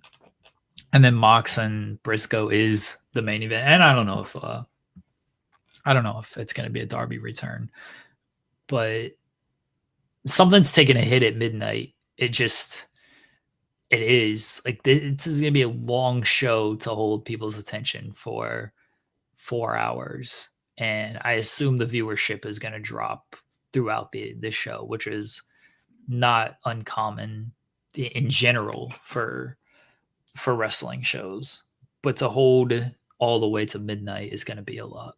So because of this, let's split it up as 2 different hours, because yes, it is 1 4-hour block, but it is effectively being treated like the first 2 hours is what Dynamite would normally be, because most people don't know that this is a 4-hour show. Like, most casual watchers of AEW are like, wait, it's still going after 10 o'clock. So I think that the 4-way international championship match is the Dynamite portion main event. So it'll go on as the last match as if it were Dynamite. So it'll go into that, past 10 o'clock Eastern time. And then the show will keep going. The last match of the night would be Moxley and Briscoe, because that's a Collision main event for all intents and purposes. If we're doing Collision main events, then FTR and Atlantis, Junior and Templario is a Collision main event, or the Trios match is a Collision main event. I think it's more likely that the Moxley Briscoe match is the last match of the night, but they do the International Championship 4-way as the crossover halfway through the show. Like, the match ends or just after 10 o'clock Eastern. And then the opening contest, I'd probably just do the women's tag. And then have it turn into a thing with Tony and Mercedes. They have a stare down or something. Someone accidentally gets knocked down by someone else, or Julia Hart and Sky Blue do something. I don't know. But someone asking, will there be an overrun? I think they're going to just do 4 hours knowing. But it's Tony, so maybe not. Maybe Tony will go 4:15. Treat it like it's Double or Nothing 2. Electric Boogaloo. FTR, Atlantis, and Templario being the main event would be hilarious. If there is an overrun, I'm going to be annoyed. Yeah, it's already a 4-hour show. Don't go 15 minutes over that, but they probably will. Yeah, like Matthew X is saying, the back half of the show will be more Collision. And that's what I'm feeling too. Like, La Facción Ingobernables against Commander, Kevin Knight, Speedball. That is a second half of the show match. Same thing with so like the 4-way, the women's tag, the Hurt Syndicate, the Tekla in-ring debut, those are very Dynamite, like first 2 hours. the FTR tag, the Facción Ingobernables tag, Mox and Briscoe, just by virtue of like really Briscoe, to be honest, more than anything. And just like the fact that it's not a world title match, it's more of a Briscoe story match. That's very much a Collision style presentation to me. Those three things alone make it feel like it's a Collision type thing. Yeah. Like they gotta have something to hook for that second 2 hours is the thing. Like you can't just completely punt on the show. So like maybe they do a through story with Moxley and Briscoe leading into the main event. And do some promos. Talk have Hangman and Ospreay talk about the importance, at least Hangman talk about the importance of the match and then what Mark Briscoe's fighting for and everything. Just try to put as much as you can on that match leading into the main event. Try to you got to try to get people to stick around. You can't just accept only 20 people are going to be watching at this point. Who cares? Like you got to still try to get people to stick around. Nick Wayne coming back from Super Juniors is another thing that can bring back Christian. Just thinking about that. Because I mentioned Kevin Knight, he's in the six man. So you have a list of people that you can bring back. You probably will see one return for sure. And then like we talked about at the top, Swerve and Ospreay having something will probably push some of the Dynamite, the first 2 hours into whatever is going to build for Summer Blockbuster. I don't know if the Tekla match is going to be it should be a squash because it's her first, but like, maybe they want to make it something a little bit longer because you only have so many matches so far announced. Maybe they'll do a standby match type of thing. They'll announce more stuff throughout the day. Tony always does announcement kind of stuff. Well, yeah, but something you pointed out on Monday was that they've released the graphic with like the full card graphic, which they rarely change up. Yeah. Well, they're not changing it up. They're just adding to it. That's fair. I mean, again, there should be more where we'll hear from announcements. Yeah. Again, it's very strange that they're not mentioning Swerve and Ospreay or Hangman. Yeah, you got to have something to do with them on the show. You have to. Yeah. So we'll see. It's going to be a busy night for sure. What if Mariah May comes out? And she introduces herself under her new name, April, May, June.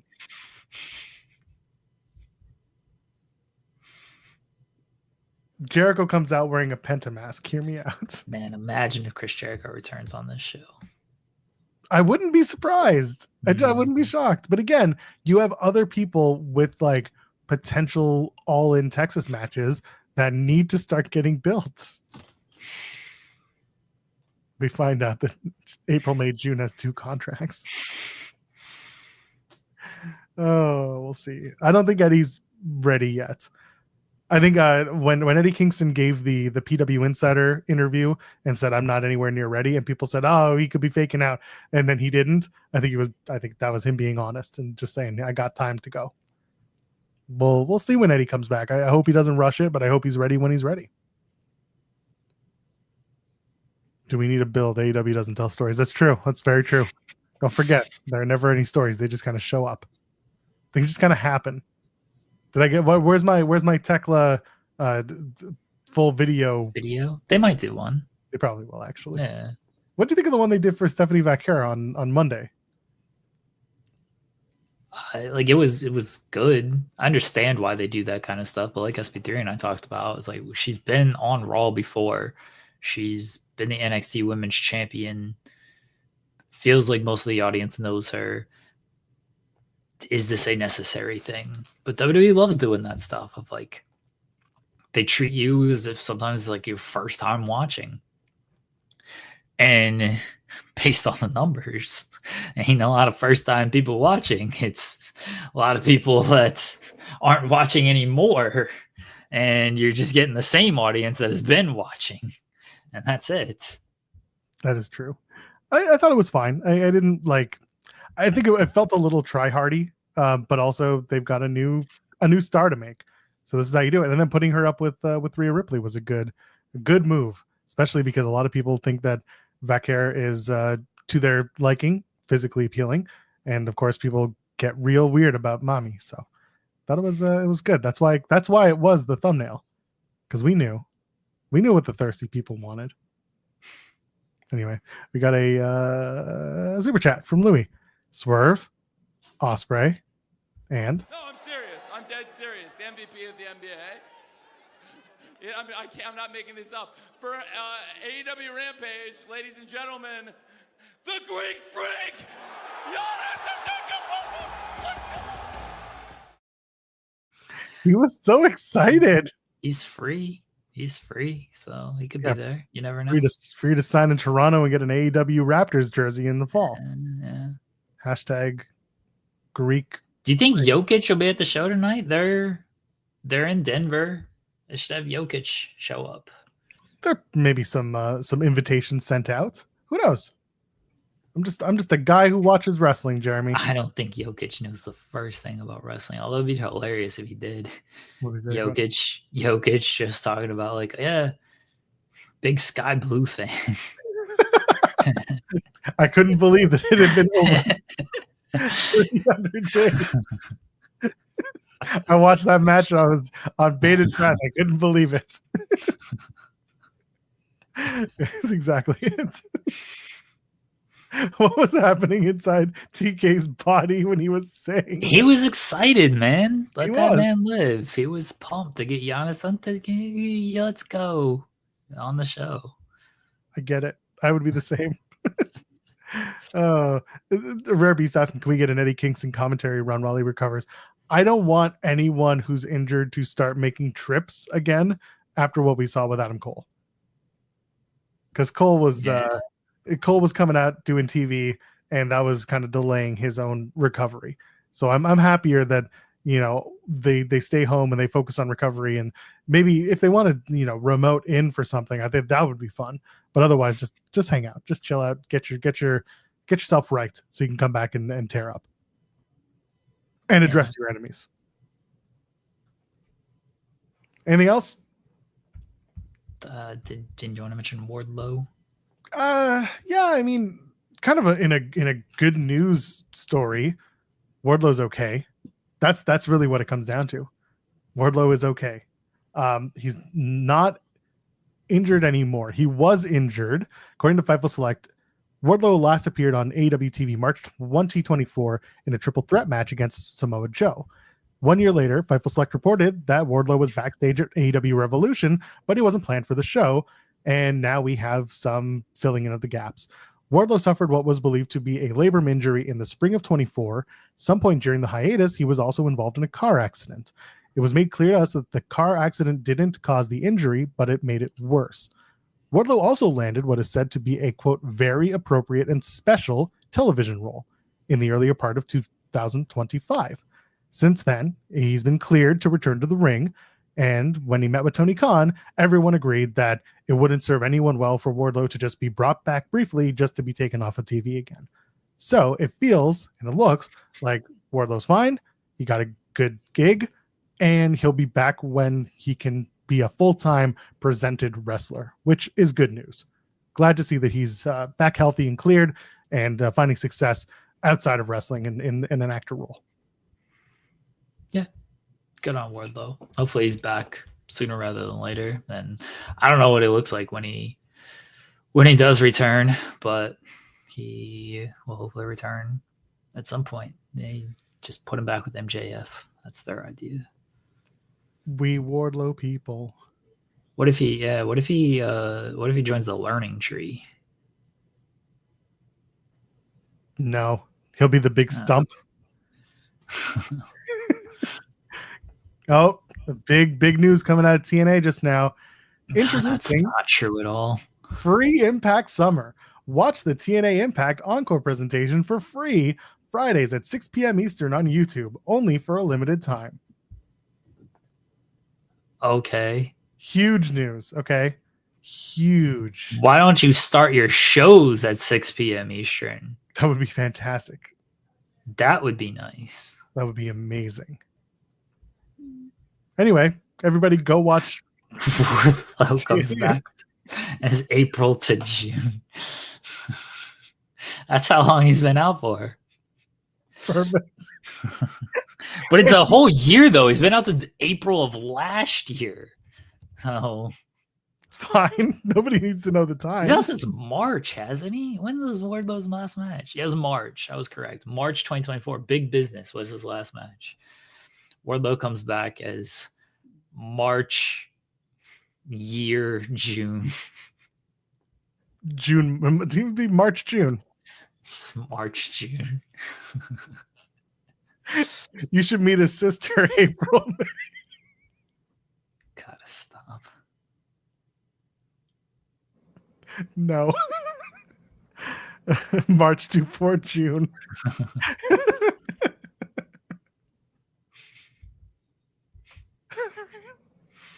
We should get out of here before it gets worse. I don't know if that's possible. That's true. Jeremy and SB3 are back tomorrow, 10 a.m. Eastern. Talking about what? Who knows? It won't be as funny as this show. Maybe it'll be okay. Jeremy will be pre-miserable, so we'll be back. We'll be back on top, baby. Yeah.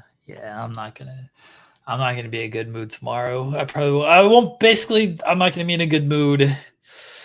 I can be in a good mood starting tomorrow for the next 2 weeks, depending. Depending. We might have a guest tomorrow. Oh, is it? It's not official then. It's not official. It's, Okay. I'm not even sure I'm going to allow him on the show because he just annoys me. Oh, I think I already know who it is. Do you? Put it in the private chat. I'll tell you if you read it wrong. It's only one. I mean, it would make sense to have this person on right now. Yeah. That's perfect. I've been waiting for this. Yeah, he might be on tomorrow. I would love that. Okay. Love it. I gotta be Joel- nice. Joel without his glasses is my friend Joel. That would actually be a good bit. My friend Joel also does not wear glasses, so screw you. Oh God. Yes. Okay. Tomorrow is going to be great. I will watch just for that. I have an interview at 2:00, so there you go. Like a wrestler interview, 2:00. Oh, okay. Yeah, it was one that was supposed to happen during Mania week, but now we rescheduled it. So it'll be fun. Yeah. All right. So yes, go check that out. Jeremy and SB3 tomorrow, 10 a.m. Eastern. Not a new job. It was a wrestler interview. I'll be back on Friday. At least that's the plan, unless I get a new job, at which point it's over. And I'm just going to burn this show to the ground. We've already established this. We'll be back. We'll see you then. Leave a thumbs up on the outs. And of course, as always, ladies and gentlemen, take your April, May, June, and leave a thumbs up. Stop it. Never. See you in the next one. Cheers.